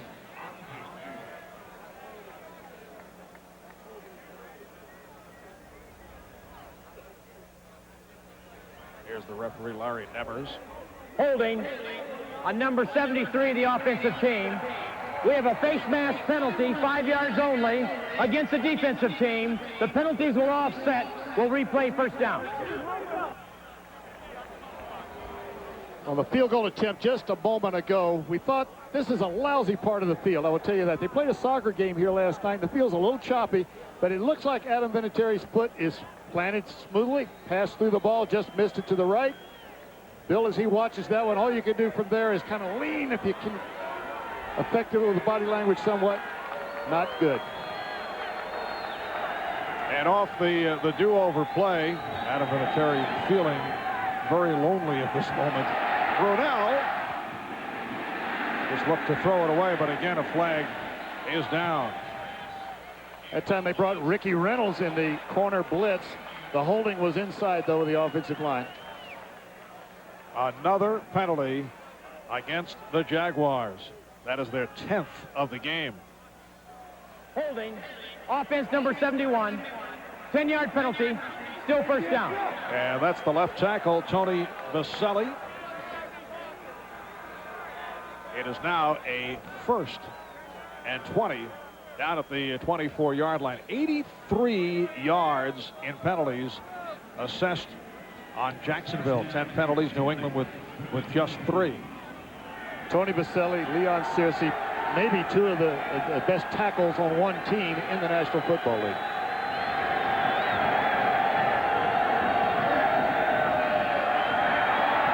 The screen did not work. The hard hit as James Stewart was walloped by the middle linebacker, Ted Johnson, in his 2nd season out of Colorado.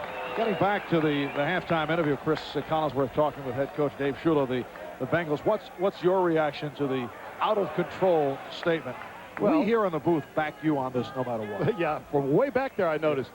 I don't make any apologies for the fact that I stood up for a lot of things that I believed in, and sometimes that is not exactly what somebody else believes in. I respect Mike Brown. He's a friend of mine, but we did have disagreements. I think Dave put it right. You always have them when you're in a boss-employee relationship. 2nd down and 20, and the flag's thrown. Game, offense, 5-yard penalty, still 2nd down. Well, now a delay of game against the Jaguars, so they have pushed further back. You know, those things happen on 4th down more than they should. The clock starts when the whistle blows in the previous play. You've got 40 seconds. Excuse me, on 2nd down and long. After a loss or after something has happened, anytime the clock stops like that, though, it goes to 25 seconds, and everyone loses track of those 15 seconds. It is a 2nd and 25 at the 19. 5:20 left, 3rd quarter. And Brunell, Ty Law broke it up. Thought he had come up with the interception with the one hand. The pass intended for Keenan McCardell, but it is ruled incomplete, and again a penalty marker. And again against Jacksonville. And it's getting sloppy with Jacksonville. Tom Coughlin is just saying, what else can happen? What's going on out there, man? Get yourselves together. This is where Tom Coughlin... Drop block, number 73 offense. We'll go half the distance to the goal and repeat 2nd down. This is where Tom Coughlin needs leadership on the field. He can't go out there and bring the guys together. Somebody out there on the football field has got to do it. Tie Law going up. He goes over with one hand. Take them both up when you go up. And the ball does come loose. You know, if you can reach the ball with one hand, you can reach it with two hands. And you should take it up. Don't ever try to make a beautiful play if you can make a sure play. It is now a 2nd and 34 to go. Back at the 10-yard line. Always one of my favorite situations in play. 2nd and 34. And the crowd loves it.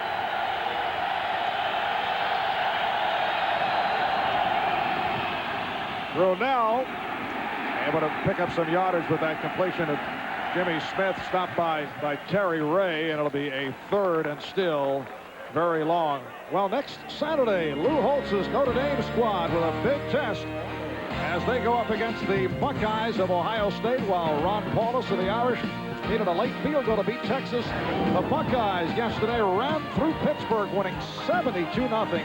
Ohio State has scored 142 points in 2 games, beat the Irish last year by 19. A top 10 battle of unbeaten. Notre Dame and Ohio State next Saturday. And here's Brunell standing in the pocket and looks to go short range and almost picked off on the interception off the hand of Andre Rison, who was covered by Ricky Reynolds. Really, New England is just playing a zone defense, and they're only rushing 3 people because Willie McGinnis is just playing. You see right at the end of the play right there, coming up on the quarterback. He is spying. He's not rushing the quarterback. He's mirroring everywhere he goes. And this is Brian Barker. 4th punt of the day. Dave Meggett drifting over to the far side and lets it go. So a 34-yard punt, 4:19 left, 3rd quarter. Patriots lead by 8.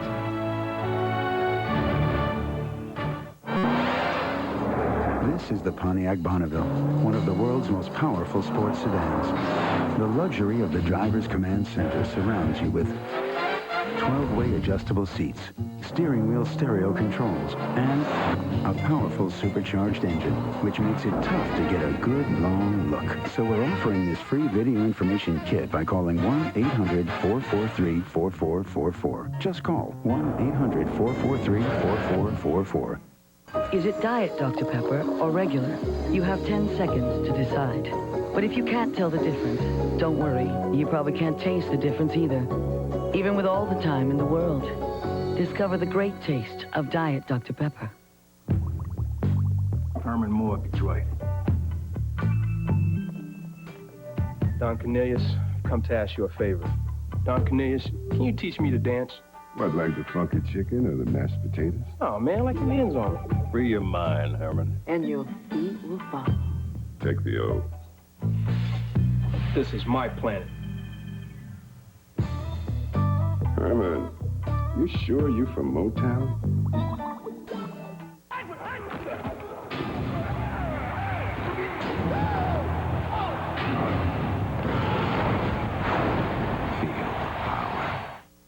Next Sunday at noon Eastern, Haas and the Raiders face the Bears, or the Chiefs clash with the Chargers, or regional action. Next Sunday on the NFL on NBC. While we're away, Paul Widener was getting a earful from Bill Parcells. Can you see the jugular right there on the side of his neck? That is a lot of blood pumping. And then, of course, Dave Wyatt walks up. Wrong timing there, Dave. Not now. And Sam, this is the side of the personality that we saw several years ago at our weekly production meetings at NBC. I tell you, yeah, Drew Bledsoe is supposed to be on the field, and he's over getting a drink of water or something. And Bill Parcells is not the guy that you want to be standing next to right now. Sam, the question regarding Bill Parcells, is he a lame duck coach after cutting a year off his contract? That was his choice, but I got the idea he did approach this season with renewed vigor and resolve. He says that his energy level is up. He's been coaching hard, as you saw at practice this week. He doesn't look like a lame duck coach to me on the practice field, and he certainly hasn't looked like one on the sideline this afternoon. First down at the 43-yard line. Here's Martin. breaking tackles. They cannot bring down Curtis Martin. He goes for 16. Finally, Tom McManus did take him to the ground. 18 carries, 76 yards for Martin. Martin running right through tackles. Good block, though, to spring him. We didn't quite get into the picture, but watch him right now. Big hole to begin with, and then it's all his. Just breaking tackles. Now, you know, he doesn't break tackles by running through people. Notice he's going sideways. People are never getting a full, clean shot at it. First down at the Jacksonville 41. Play action from Bledsoe, and he completes. Terry Glenn, stopped by Mickey Washington. Terry Glenn, first-round draft pick and a controversial first-round selection. It was clear that Bill Parcells preferred a defensive player. It was not an easy training camp for Terry Glenn. No, it wasn't, but right here you see him come back to the quarterback, ball thrown right at the belt. About it earlier when Ben Coates dropped one. He comes right back for the completion. Martin. We're down to 3 minutes left in this third quarter. Martin stopped by the combination of Hardy and Davey. Did pick up 4. It is a second down and 6. And I don't understand what they're booing. I believe it's you, Mark. That is conceivable. There's nothing else to boo right now. If your attitude doesn't change, we can hear more of it. Well, Sam Gash just left the field. That is not what the reaction involves. As Bledsoe on a timing pattern, trying to fluke one for Glenn. And Patriots thought they were able to pick up an interference on Thomas, but the official said no. Top of the screen, you can see this is just a little step and go is what it's called right here. Now watch. Bump and run. The defender is in a bump and run position, just running with him up the field. The ball's in the air. Nobody knows. The defender at least doesn't know where it is at that point, and he looks back. As a defender, when the ball's in the air that long, you always look up because it's not going to be thrown on line. It's going to be dropping in. You got to find it by looking up, not out. Third down and 6. Now Dave Beckett is the lone running back. Audible for Bledsoe, could not get the play off. It is a delay of game. Still third down. Just a mental lapse. There's no other excuse for that. There's a 40-second clock that you can look at. The quarterbacks, as they break the huddle, are supposed to come right to it. Now, once that official marks the ball and winds his arm, it's a 25-second clock. They're breaking the huddle now. There should be no problem. Number 31. It is a 3rd and 11. Saw the jump. No flags tossed. And Bledsoe on a keeper could not find anyone and took a pretty good hit. He's 3 yards short of a first down. Eddie Robinson up from the weak side linebacker position to make the stop, and a 4th down coming up in the field goal unit checking in, which is not greeted positively by this crowd. It was Adam Vinatieri, who hit 3 earlier and then missed from 40-plus, missed from 44 yards away. This is a 40-yard attempt. The angle is to the right.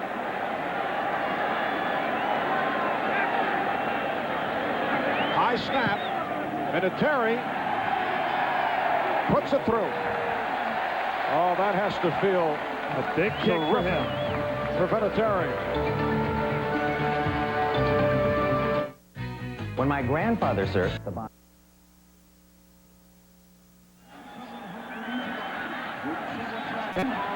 Well, the New England Patriots with their first points of the second half, the 40-yard field goal by Adam Vinatieri, who is getting set to kick it off to Jimmy Smith and Willie Jackson. So Tom Coughlin going now with Jackson back deep. It has been a busy day for Adam Vinatieri, who came into today's game with a certain shaky type feeling. Minute and a half left, third quarter. And this is Jackson. And Jackson fires it across the field. It's a lateral. It's a legal play. Jimmy Smith Well, Tom Coughlin showing us a wrinkle. And we'll get another look at that one when we come back. Patriots leading the Jaguars 25-14. Bob and Judith Akers. A moment ago, Willie Jackson is returning the kickoff right here. And he goes to the right, turns and throws to the left. Hold it right there. Here's the official in perfect position to rule that it is a backward pass to Jimmy Smith. The ball can bounce as many times as it wants to as long as it's going backwards. Almost a big play. But I'll guarantee you, Tom Coughlin's heart was beating about 300 beats a second when he let that one go. That looked like one out of your playbook. Yeah, well, okay. And a first down at the 39. I meant that in a very positive manner. No, I just didn't take it that way. All right, Brunell able to complete, and Andre Rison will go all the way. His second touchdown of the game. 61-yard pass play. It has been a game of big plays and good fortune for the Jaguars, beginning with the Hail Mary as time ran out at the end of the first half, and it is now Patriots 25 and the Jaguars 20. And they're going to go for 2 points. This will put them within 3 points field goal range with still a minute to go in the third quarter. Marv, you're right. This has been two unbelievable plays. A Hail Mary right before the end of the half, and then this one where Andre Rison really just breaks a tackle and gets into the end zone. Almost a taunt there at the end, though. And it had been back towards the opponent. I think they'd throw the flag. He was taunting the fans. All right, first time this season the Jaguars have gone for the two-point conversion. At one point, the Patriots led 22-0. And Brunell will take it by himself, and he's in for the 2 points. Much like a quarterback draw, only they're pulling the guards around. It's a trap draw. Only have to go a couple of yards, and you're going a straight line, straight ahead. Andre Rison. Inside release, straight up the field. The ball is really just a little bit underthrown. He waited a second, but the defender falls down. Ricky Reynolds, last week against Buffalo, Ricky Reynolds was bitten as well. He was in good position playing a good football game, but he had one lapse, and Buffalo got the winning touchdown out of it. Plenty of time. Good protection. Gave the quarterback a chance to really step into the throw. Now Andre Rison right here runs the risk of a taunt. The official can do it.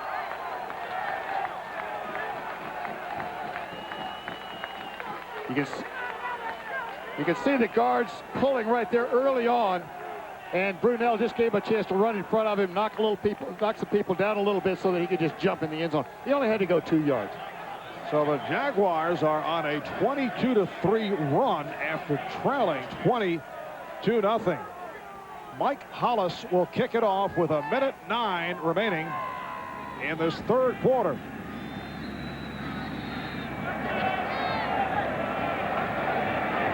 Troy Brown and Dave Meggett are back deep. And a short kick. Play by Brown. And Brown battles his way to the 30-yard line. It is an 18-yard return. Well, next Sunday, NBC Sports will present more NFL action at the special time of 12 noon Eastern with NFL on NBC. Most of you will see Jeff Hostetler and the Silver and Black attack the Windy City Raiders and the Bears.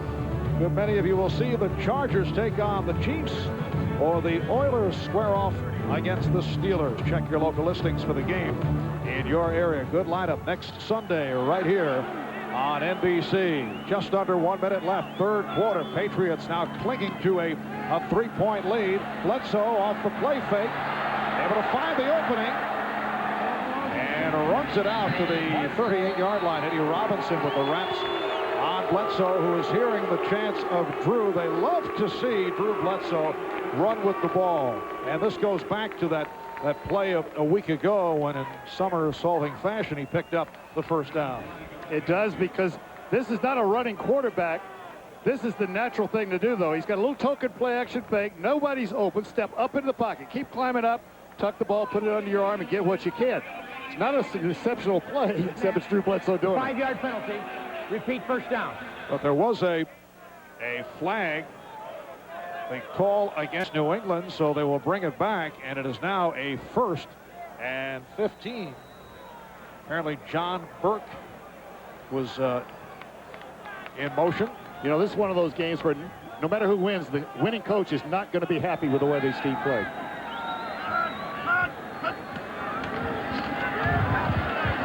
Bledsoe to the sideline, and it is incomplete. It was short hop by Sean Jefferson, covered by Dave Thomas.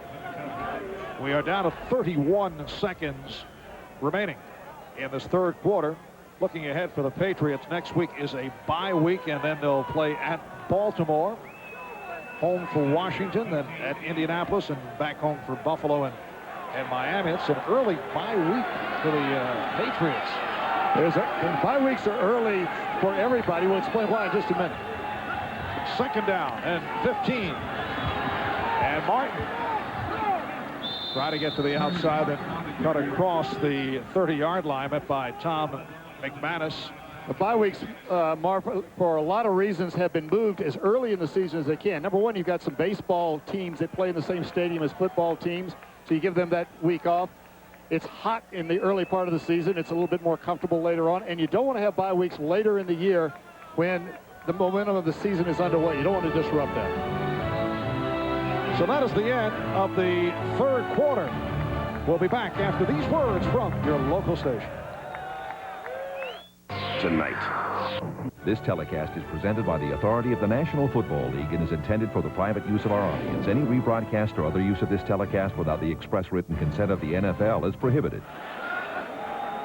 Fourth quarter underway at Foxborough. Bledsoe again finding his receivers covered and was lucky to get that one off. Dave Thomas putting the pressure on Drew Bledsoe, and it brings up a 4th and 9 at the 31. You can see the Jaguars have turned it around in this third quarter. That big play, a 61-yard touchdown pass from Brunell to Risen. We've had 3 big plays by Martin Brunell, although once again the Jaguars not able to get anything going on the ground. Chris Hudson is back for this punt off the side of the foot.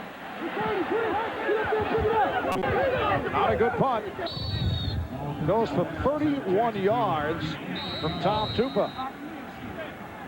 Now, Mark Brunell's Hail Mary at the end of the half kind of got him back into it.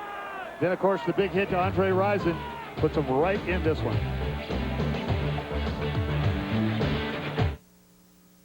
Liberty Mutual, helping people live safer, more secure lives, presents Playing It Safe. Today's football players are 80% more handsome than those of 40 years ago. Why? Stay tuned. Players in the rag days definitely needed their heads examined, often. That's why today's headgear contains a special gel to protect their skulls and visors to keep opponents' hands off their gorgeous mugs. On NBC. Capacity crowd, 60,292 here in Foxborough, looking to urge on the home club. Jacksonville coming from behind. They were down 22-0. And now it is only 25-22 for the Patriots. Stewart. Once again, the Patriots able to control the running game of the Jaguars. Todd Collins with the stop, playing for the injured Monty Brown. Brown out with that strained groin. Mark Brunell, 13 of 25, 257 yards, 3 touchdowns. The first was that prayer at the end of the half, 51 yards to Jimmy Smith. Connected on a 41-yarder to Andre Rison, and then a 61-yard touchdown pass with Rison. Second down and 8 at the 40. Off the fake. Brunell. Beautiful play as he connects with the tight end, Derek Brown, for a first down. Now, all of the defensive players for New England talked about how well prepared they felt with Bill Belichick as the coach, putting in the 4-3 defense, 4 down linemen, 3 linebackers this year. Brunell rolling, though, to his right. He's a left-handed quarterback, and he rolls against the grain to his right and finds the open tight end coming across from the other side. This is still a very well-prepared defensive unit. They have just been hit by 2 big plays in this game. First catch of the day by the tight end, Derek Brown, and a first down at the New England 48-yard line. And again, Brunell able to connect. Another first down, a diving catch by Pete Mitchell, stopped by Terry Ray. Pete Mitchell, in his second season out of Boston College, had 41 catches last year. Played for Tom Coughlin at BC. See him coming across right over here. Oops. Top of the screen, excuse me, coming right up here at the top. Spreading about, throwing all over the field. And a first down, 7. Here's Stewart. Inside the 35, and a penalty marker is down. Mike Jones with the stop on James Stewart.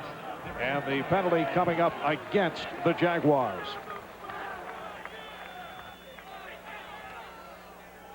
Jacksonville in a good drive right here. They made some key plays.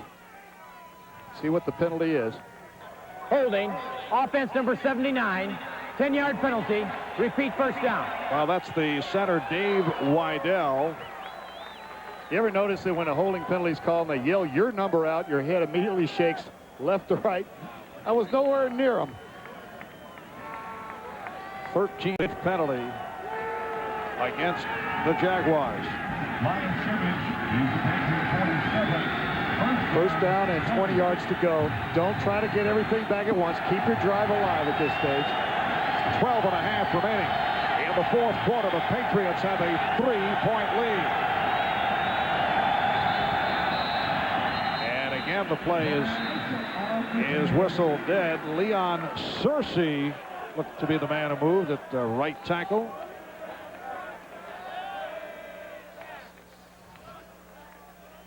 False start prior to the snap. Number 72 offense. Well, it is Searcy.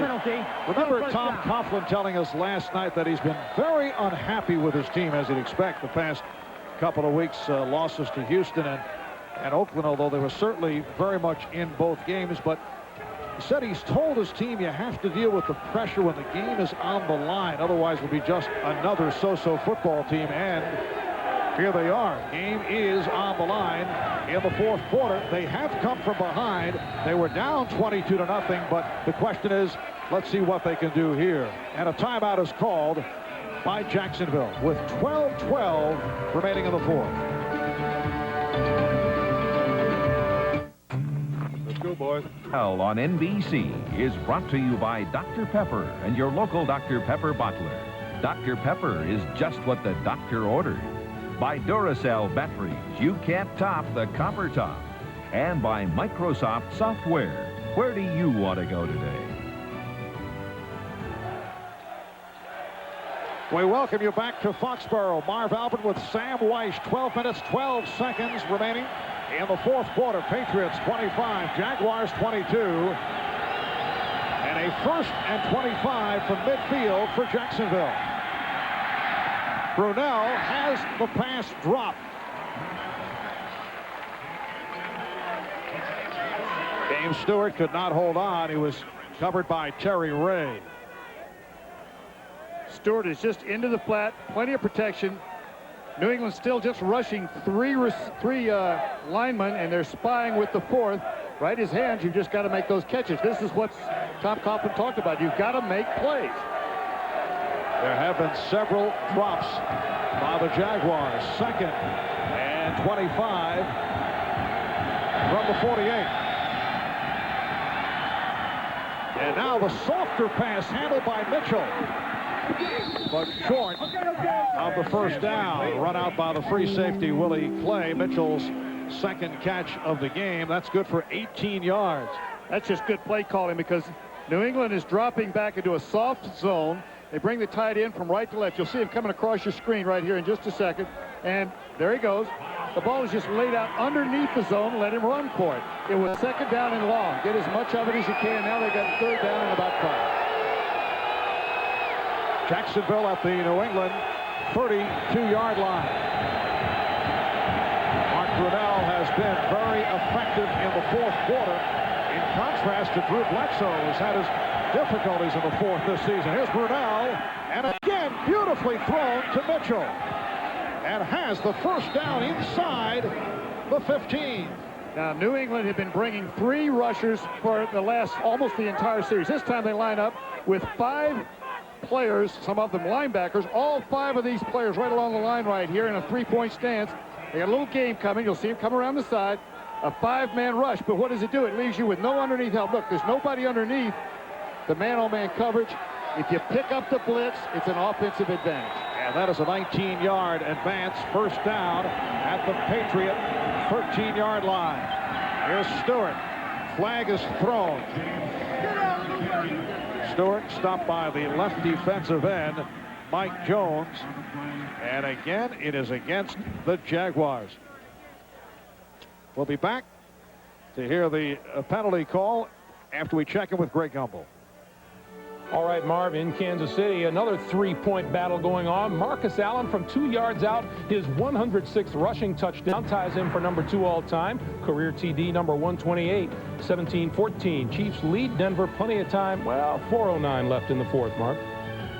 All right, thank you, Greg. And the penalty call against Jacksonville, the left guard, Ben Coleman, called for a hold. And Sam, that is 15 penalties against the Jaguars today, coming in over the first 3 games. They've been hit with only 18. For those who may be curious, most penalties in an NFL game, 22 held by the Chicago Bears and the old Brooklyn Dodgers back in the 1944 season. It's a 1st and 20 at the 23. The swing for Smith, and he is tripped up inside the 15-yard line. Jimmy Smith taken down by Willie Clay. They ran this play earlier. This is really a college play where you're going to bring, it's a screen play inside from a wide receiver position. You know, in college, the offensive lineman can go down the field and block in front of the catch. And this one, you just let the defense rush, throw back over their head, and it becomes like a screen play over the middle. Picked up some yardage that time. First time didn't work. It is now 2nd down and 12 at the 15-yard line. Just under 10 minutes remaining in the fourth quarter. Jaguars driving, looking to take the lead after trailing at one point, 22-0. Here is Brunell trying to step up and gets it away. Will it be called within the grasp?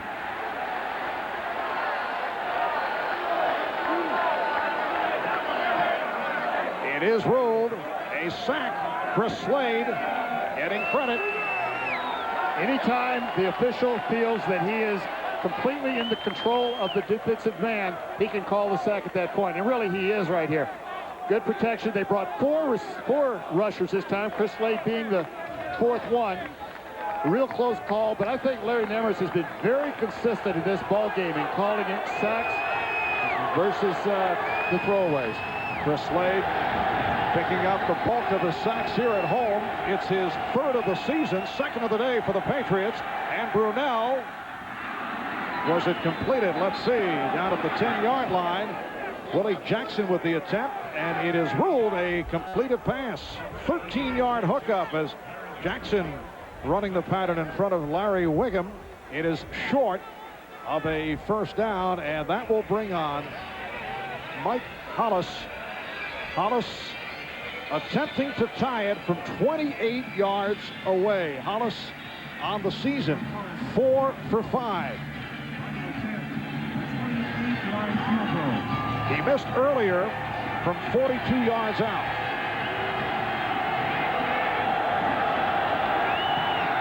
And Hollis ties the game at 25. It is called officially a 27-yard field goal. 8:26 left, fourth quarter. Perfect for any game, Domino's has the perfect play. Choose from 3 delicious crusts. There's classic hand-tossed, crunchy thin crust, or go deep with thick ultimate deep dish. So make the call and have it all.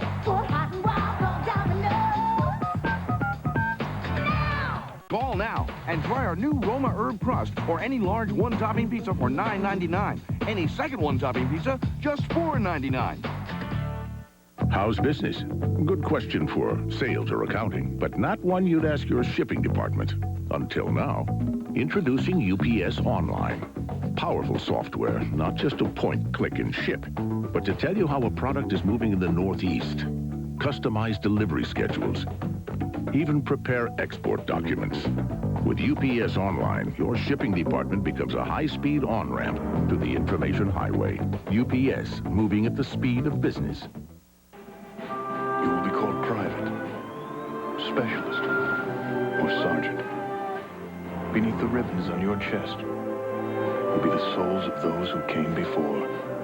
You will be an individual, but triumph as a team. You will know strength, courage, and compassion. You will win what must be won, achieve what must be done. Be all that you can be. You will be a soldier. The NFL on NBC is brought to you by Domino's Pizza. Call now to enjoy a hot and delicious Domino's Pizza during the game. For hot and wow, call Domino's now. A light rain has begun to fall here in Foxborough, which will not help the conditions on the field. Already a problem area because of the soccer game played here last night. This is not what New England expected. It appeared to be they were on their way to a romp. In front at 1 point, 22-0. The game is now tied at 25. And this is Troy Brown with the kick return, finding the opening. And that is taken down across the 40-yard line. A 32-yard return. Jimmy Smith with the tackle of Troy Brown. 8:14 remaining in the fourth quarter. The game is tied at 25. Reminder, you can follow the NFL on NBC at NBC.com/sports. Scoring updates, game summaries all day long. Only online site for your football needs, Sam. And it's at NBC.com/sports. Football needs? Yes. Thank you. We'll get into that later. All right, Bledsoe to throw on first down, looking for the tight end Coates, and it was broken up by Kevin Hardy. Kevin Hardy was just running man for man with Coates underneath him. The ball was thrown really pretty well because it had to be dropped over the top of Kevin Hardy, the #1 draft pick for Jacksonville this year. It looks like he's reading this one all the way. Very nice throw, just a good defensive play by Hardy. You know, in the fourth quarter coming into this game, Drew Bledsoe is 16 for 40, fourth from the bottom of the league. On the other hand, Mark Brunell is #1, 20 for 30 in the fourth quarter. It is a 2nd and 10 at the 42-yard line. Play action. And Bledsoe's pass is complete. But the hit offered immediately by Mickey Washington on Sean Jefferson. Made his 4th catch of the day. Check the scoreboard. Kansas City now by 3 over Denver. Green Bay with just a 4-point lead on Minnesota late in the fourth quarter. How about Carolina? They beat the 49ers last year. Carolina will play Jacksonville next week in Jacksonville. And the Giants lead the Jets 13-6. That's now a final score. Here's Curtis Martin. And Martin running for the first down. Brought down by Smendy and Davis. Curtis Martin hearing it from the crowd. I recall Rich Kotite this week saying it was a must game for the Jets, which does not leave him much room to operate after the loss here to the Giants. Kind of a rule you don't want to break that rule by putting any game in a must category, especially this early in the season. But I think Rich probably felt like he needed to say that, put a little pressure on his team. All right, first down at the 44-yard line, and Bledsoe to the sideline completes. Looked to be a first down. Jefferson pushed back the other way. Yes, they mark his forward progress in first down territory. Jefferson covered by Mickey Washington. Earlier, Jefferson had a concussion. It was in the Miami ball game, but watch the reaction. The body control going up, taking a hit. I tell you what, and afterwards excited about the catch himself. Those are the kind of plays, though, that turn a team on. Everybody feeds off of that. Sean Jefferson, born and raised in Jacksonville, attended Raines High School in the Jacksonville area. And a first down at the 32-yard line. Here's Martin trying to cut to his right, but stopped by McManus. Patriots and the Jaguars tied at 25. We're coming up now on 6 minutes remaining in this fourth quarter. Drew Bledsoe has really been spreading it around. 10 passes to the running backs, 8 to the wide receivers, 3 to the tight ends. And remember, his favorite receiver going in, Ben Coates, the tight end. And for Coates, to this point, it has been a quiet day. Now Bledsoe with the dump-off pass, finding Coates, but they are able to gang tackle, led by Davis and Thomas, and it is short of a first down. 3rd and 5. You can feel the intensity and the focus of both sides of the ball. Both teams now realize that this is a fourth quarter winner take all. Look how Ben Coates protects that football. When you're stood up like that, you know the second guy is going to come in and try to steal the ball. The first guy is going to stand you up.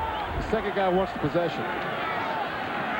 Bledsoe again could not find anyone and runs for the first down. He hesitated and then was able to pick it up with that dive move. Not what you call a pretty runner, but effective there. And it was the same kind of second effort getting the first down that he had at the end of the first half last week.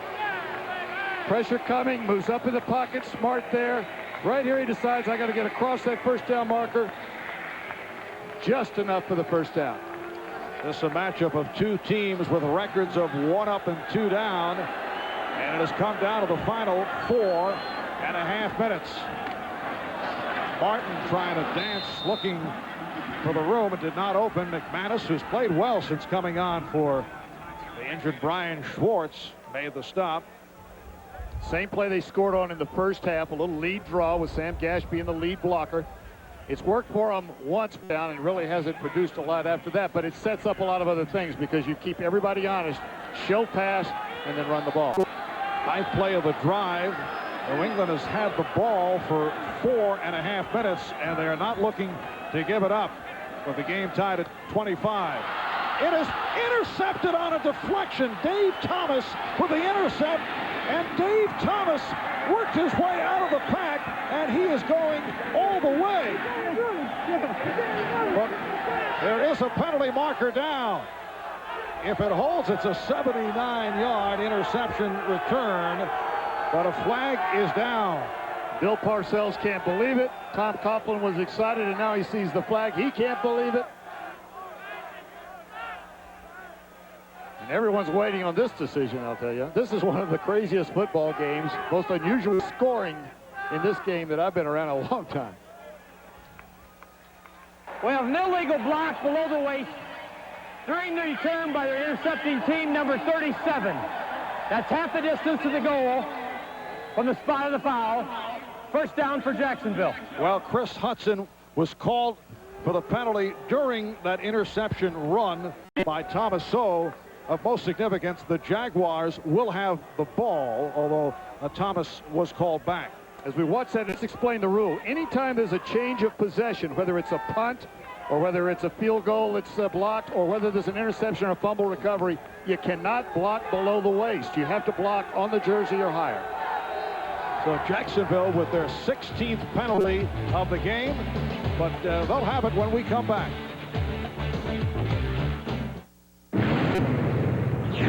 Carbon monoxide isn't the only thing to worry about coming from your tailpipe, because with every stroke of your engine, motor oil is being vaporized into exhaust, leaving less and less protection.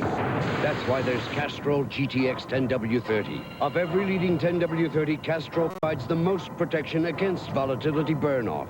So use Castrol, or watch more of your protection go up in smoke. Castrol GTX, the most protection against volatility burn-off. This toothbrush is my life. Why'd I have to pick archaeology? My father begged me to be a lawyer. Hey, it's never too late. Yeah, right. What about you, man? You ever think about retiring? Peter, my friend, I am retired. For people with their own idea of retirement, I was a lawyer. Now there's Aetna Retirement Services. We not only give you the tools to build assets, but manage them as well. Build for retirement, manage for life. It's the middle of the night. She woke up with heartburn. She should take Zantac 75. The medicine in here was prescribed by doctors over the last 5 years, more than all other medicines of its kind combined. Just one Zantac 75 relieves daytime heartburn. So take one of these And call me in the morning. Zantac 75, the final word in acid relief. NBC tonight. The battle to conquer Earth comes to a head. The big giant head. Good Dick is trapped in the basement. There's an invisible box. While Evil Dick's upstairs getting acquainted. Next time it won't be so nice. How about a romantic dessert? And Dennis Rodman, the 1-hour Third Rock premiere, NBC tonight.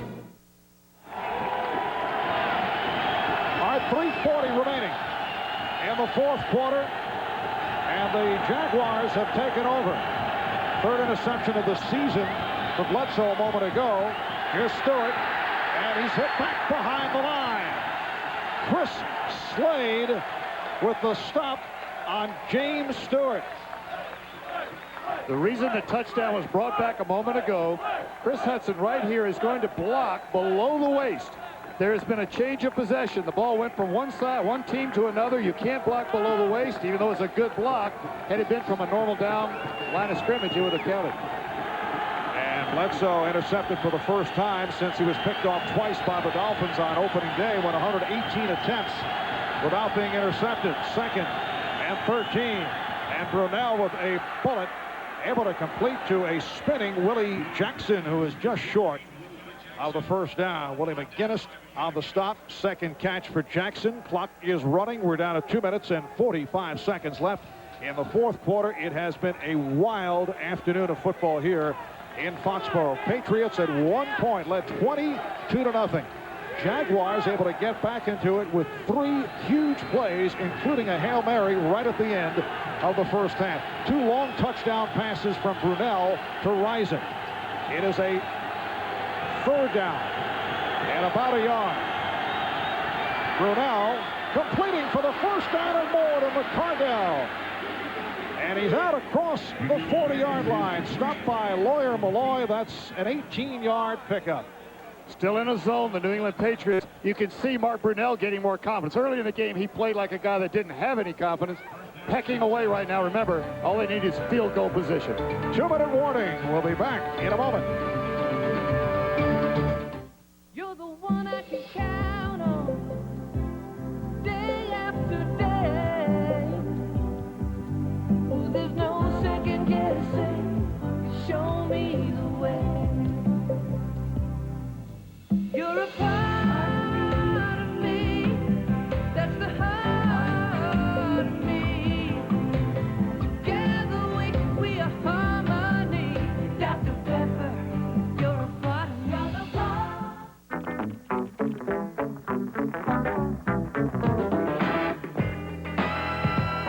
Next Sunday at 12 noon Eastern on the NFL on NBC. The Silver and Black attack the Windy City when Haas and the Raiders take on the Chicago Bears.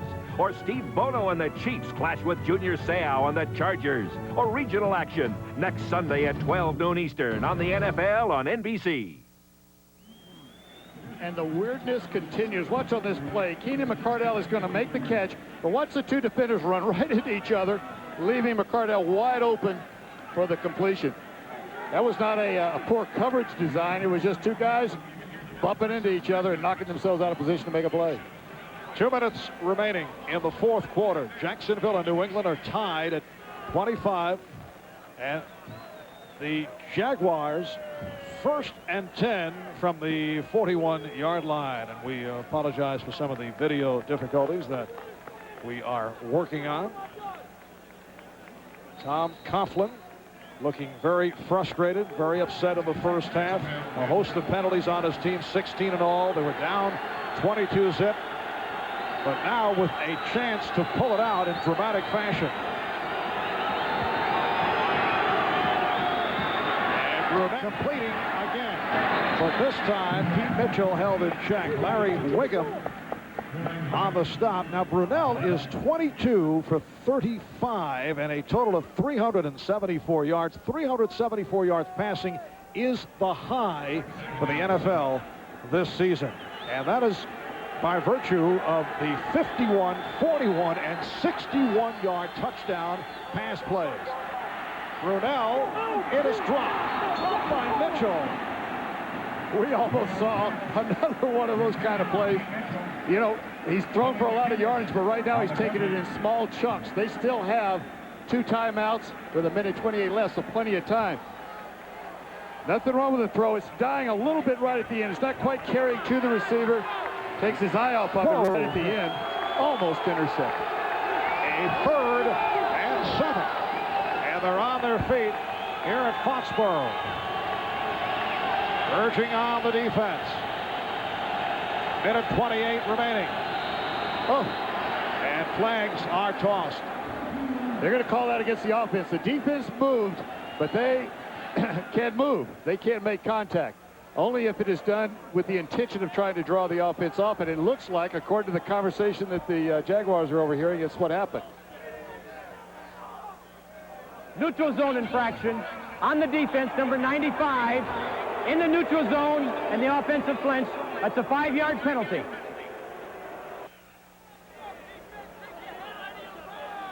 As Dwayne Sapp moved into the neutral zone now, I really don't know when the officials are going to make this call right here. Watch right here.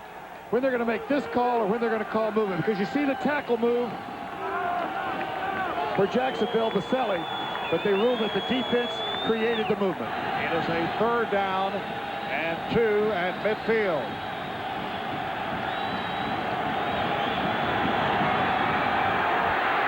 Brunell overthrowing. He was able to hang in against the pressure. The intended receiver was Pete Mitchell, covered by Chris Slade, and it is a 4th down and 2, and the punting unit has come on. Brian Barker back at his 35-yard line with 1:23 to go. And let's see if he punts this one out of bounds rather than give that ball to the strong suit in the punting game, Dave Meggett.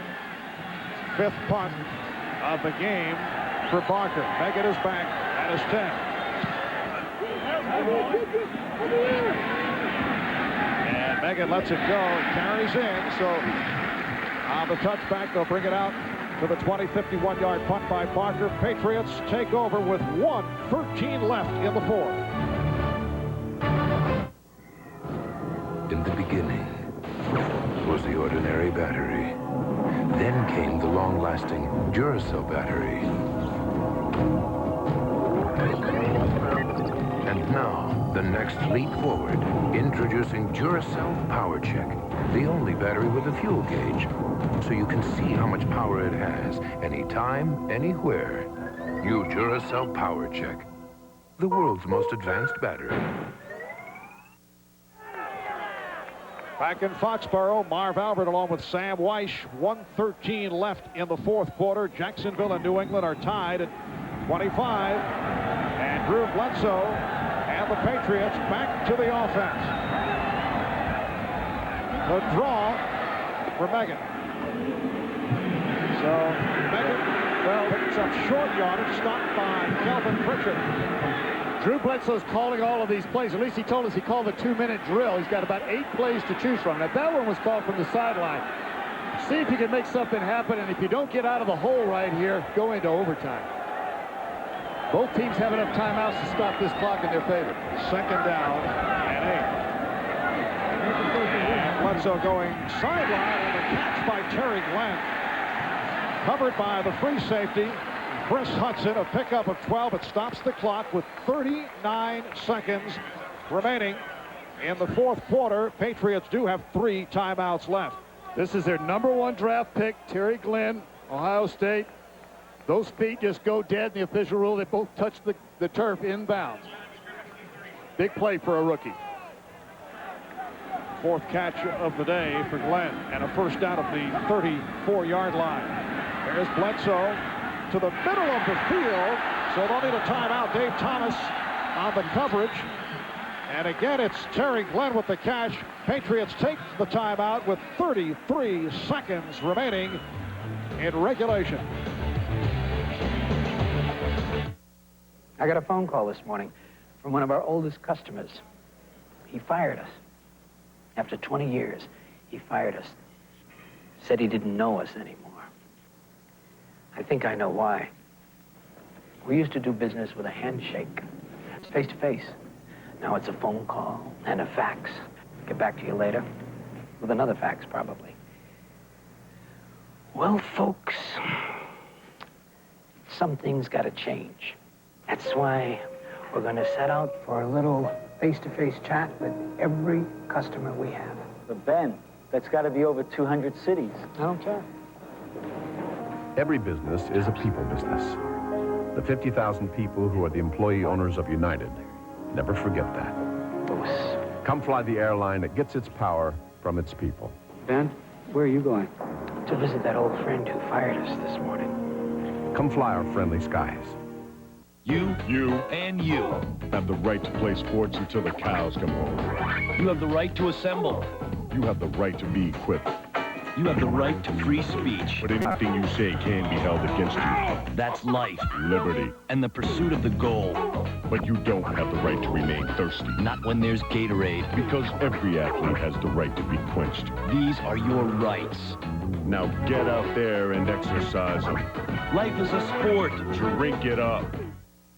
Monday, Jeff Foxworthy premieres on NBC. This is it. It's beefy Monday comedy. What do the different hearts mean? That's how many heart attacks they attribute to the particular day. The Foxworthy premiere, a show so funny you'll eat a bug. Then Apple gives Mr. Rhodes an A-. I'll give you a minute to get used to looking at me. The Foxworthy Rhodes premiere, NBC Monday. Well, this one could come down to Adam Vinatieri, who is 4 of 5 today. Here's Bledsoe on 1st and 10. Again, he goes sideline, and a wonderful play as Meggett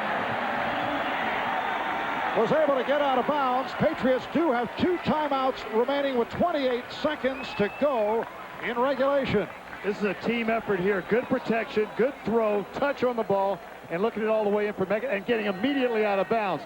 28 seconds left. They still have 2 timeouts, so there's no problem with the clock right here. They're just trying to get within field goal range. The closer, the better. First down at the Jacksonville 41. Vinatieri's career high is 42 yards away. They'd have to get to about the 25. Oh, it's almost picked off. Dave Thomas had it, and he is upset.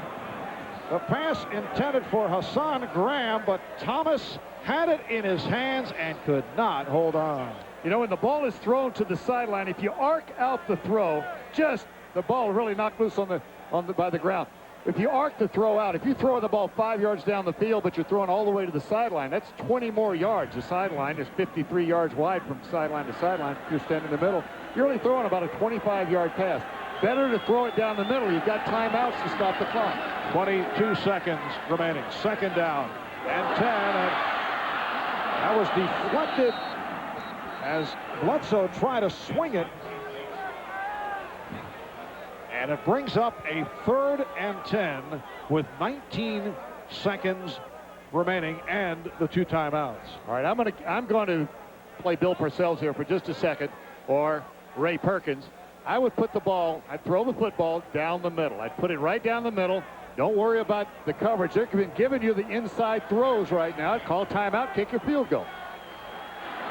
Let's see how Bledsoe plays it. Having difficulty finding anyone, and then decided to throw it away. Well, they had a receiver breaking across the field. Meggett was coming across. Terry Glenn was coming across. So the pattern was designed to go down the middle, but when he got flushed out, all bets were off. Now it's 4th down. Bledsoe now 25 of 40, 217 yards, and New England has taken a timeout with 13 seconds remaining in the 4th quarter. Well, Sam, something you can certainly relate to tonight on Dateline. Everyone, as you know, wants a flat, hard stomach, but how well do those ab machines you see advertised really work? The kind of machine that the Weishes have in the rec room. We have his and hers, actually. Right. Find out on Dateline NBC tonight, right here on NBC. His is almost unused if you'd like one. I could give you a real good deal on it. But 4th down. 4th down right here with 13 seconds left to go. They're bringing their 4 wide receivers out on the field, it looks like. You put the ball down. The Hail Mary at the end of the first half worked for Jacksonville. Take your shot down there again. They could also go just for the first down, get it down around the 30-yard line, and they've got to make the first down. The timeout wouldn't help them because they would give the ball up to Jacksonville without a first down. 13 seconds remaining. And Bledsoe with a bullet to the sideline, and it is broken up. Dave Thomas with the coverage on Terry Glenn. Crowd reacting, appealing for an interference penalty, but it will not be called. We're down to 8 seconds, and Jacksonville will take over on downs. This could very easily have been called. The crowd has reason to be groaning a little bit because it's a close play. He gets there maybe an instant early.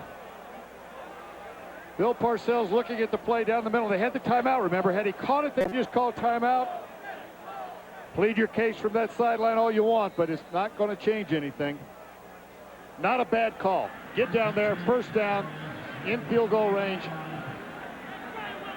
Now, will Jacksonville try another Hail Mary? We'll let you call this one, Marv.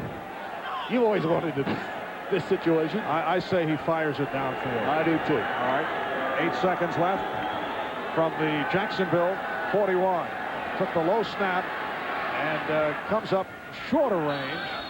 Well, he fired it downfield, not quite that far. Jimmy Smith over at the far side, the intended receiver, so we are down to 3 seconds remaining.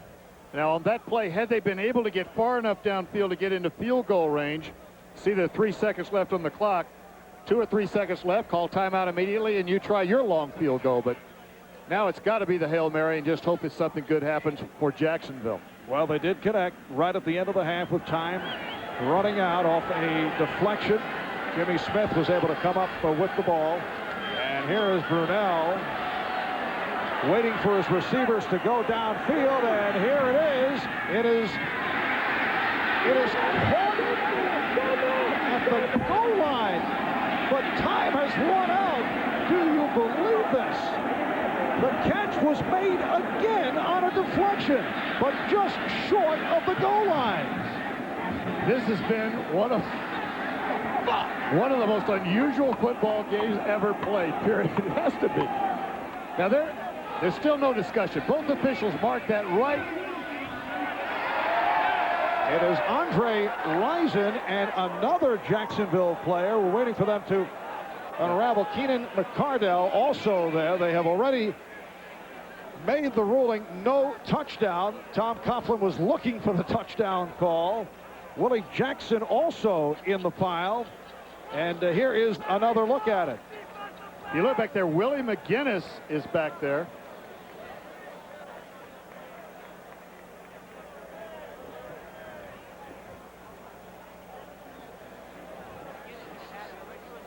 The ball comes down. The ball has to cross the plane of the goal line. They actually had back there a deep, deep safety. Wow. And that was Willie Jackson. And then he was joined by McCardell and Rison. And now we go to overtime. The clock stopping inside 5 minutes when it goes out of bounds and penalties, and with a 2-minute warning. There'll be 2 timeouts for each team. So Brunell able. Jacksonville's the visiting team. Who's going to call the coin? All right, Brunell with a 58-yarder. Tails. It's heads. New England would like to receive. Which goal you want to defend? You want to defend this goal, right? This the first ever overtime in the 2-year history of the Jacksonville Jaguars. Back after this from your local station. Dateline Sunday, those rock-hard abs, they're yours for a price. But how well do these machines really work? Plus, Lucy's Secret Tapes, Dateline, your new choice on Sunday. The revolution begins here. From now on, the promise of the internet and the power of television become one. Because from now on, NBC News and Microsoft will revolutionize the way you get news. MSNBC. A 24-hour cable and internet news service. The future of news from the people you know. Call your cable operator for MSNBC. NBC tonight. The battle to conquer Earth comes to a head. The big giant head. Good Dick is trapped in the basement. There's an invisible box. While Evil Dick's upstairs getting acquainted. Next time it won't be so nice. How about a romantic dessert? And Dennis Rodman, the 1-hour Third Rock premiere, NBC tonight. Tonight, Steven Seagal is on Deadly Ground, the explosive network premiere that takes you to the top of the world on Deadly Ground, NBC tonight. Monday morning on Sunrise, a Rhode Island software success story, and day one of the new Green Airport. Art and Diana are live on the scene. Turn to NBC 10 for the Harvard Pilgrim 5K. It is on to overtime for the very first time in the history of the Jaguars. How about Brunell with another long pass play for 58 yards to Willie Jackson? He is now passed for 432 yards, 23 of 39. That's a high for the NFL this season. Sudden death overtime, and Mike Hollis of the Jaguars kicking it off. Played by Troy Brown. And Brown looking to hold on to that football. You may recall, if you were with us at the start, the opening kickoff was fumbled by Meggett, who then went on to have a excellent game in returning punts. 19-yard return by Brown, and here's Bledsoe, 25 of 41 for 217 yards, and he will start out from his 29. Very solid game, too. It's a lot of throws. Only one touchdown involved right there, and he's had several dropped in this ball game. He's made another step forward. Now he's got as big a quarter as he will have right now. And the Patriots with Sam Gash flanked to the right side. Bledsoe looking the other way. And completes for short yardage to the wide receiver, Sean Jefferson, who was met by the right corner, Mickey Washington. In overtime, Marv, you don't think this way, but in overtime, you don't want to make mistakes any more than you have to make good plays. In other words, if you're not able to make a good play, get rid of the ball. Don't run the risk of making a mistake in overtime. There's no time to recover. It's the next person to score wins. Second down and 4 from the 35.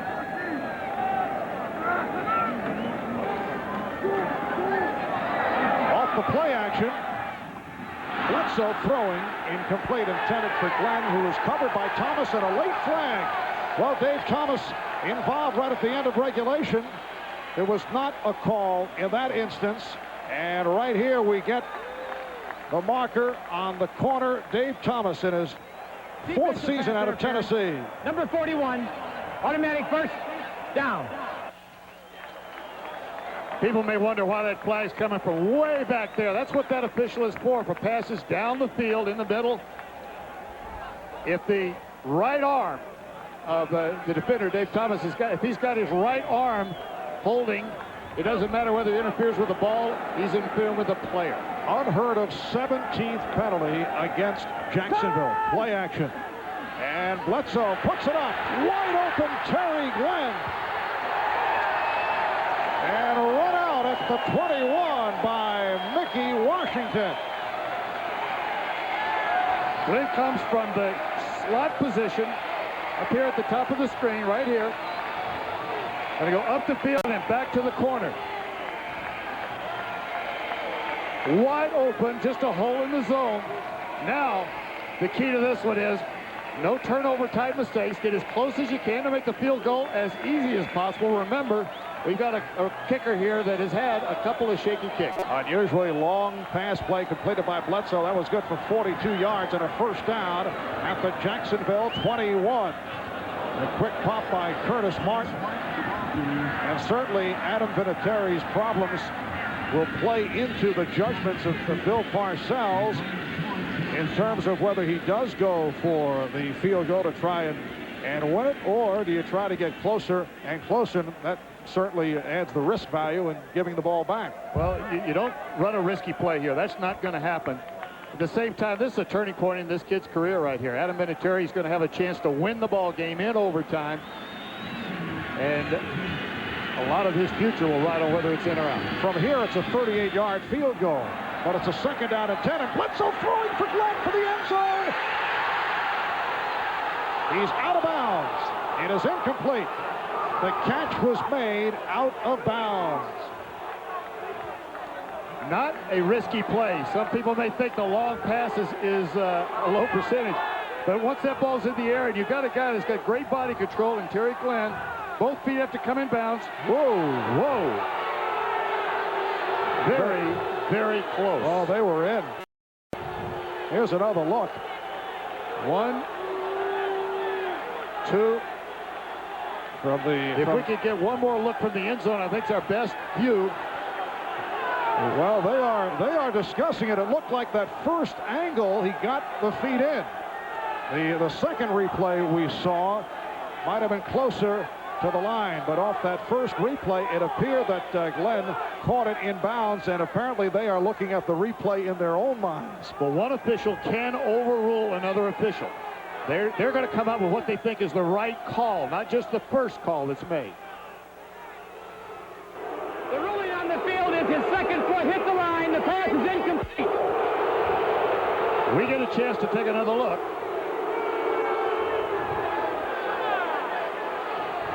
Ball's in his possession.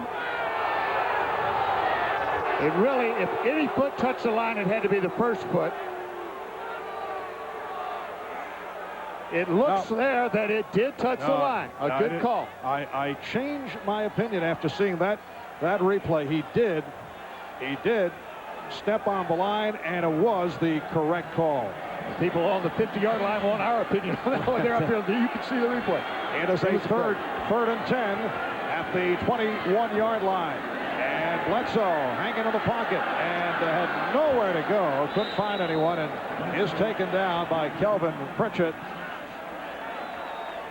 And here comes Adam Vinatieri. 4 of 5 today.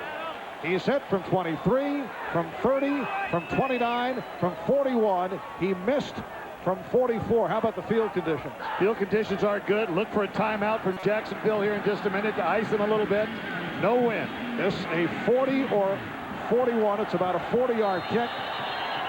His career high 42, and here is that timeout. 12:28 left in overtime. Jaguars and Patriots tied at 25.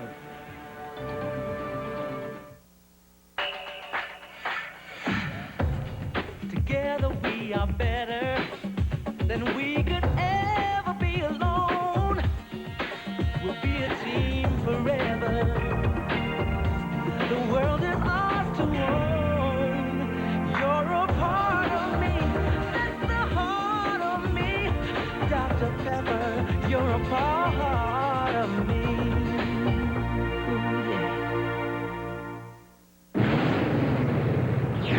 Carbon monoxide isn't the only thing to worry about coming from your tailpipe, because with every stroke of your engine, motor oil is being vaporized into exhaust, leaving less and less protection. That's why there's Castrol GTX 10W30. Of every leading 10W30, Castrol provides the most protection against volatility burn-off. So use Castrol, or watch more of your protection go up in smoke. Castrol GTX, the most protection against volatility burn-off. It is all on the foot of from South Dakota State, Adam Vinatieri. 40-yard attempt coming up. His career-long 42. Kevin Hardy, number 51, trying to... Little jinx attempt, huh? Trying to get inside that helmet of Adam Vinatieri. And I'll tell you right now, if they're not saying something, that defensive unit right now is looking right through him, trying to make him feel the spears being shot from their eyes. A hard-fought game, both sides. And as I mentioned earlier, this is one of those games, regardless of who wins it, neither coach is going to be real happy, because it's been that kind of a game where mistakes and big plays that have hurt both sides, actually. So what a moment for Adam Vinatieri, who was reading all week in the papers that he's called week to week by Bill Parcells. The angle is to the left from 40 yards away to win the game for the Patriots. It is good. The New England Patriots, on a 40-yard field goal by Adam Vinatieri, have defeated the Jacksonville Jaguars. 2.5 minutes into overtime. And Tom Coughlin and Bill Parcells, who have had a long relationship going back to their days together with the Giants, meet at midfield. The Patriots even up the record at 2-2. We'll be right back.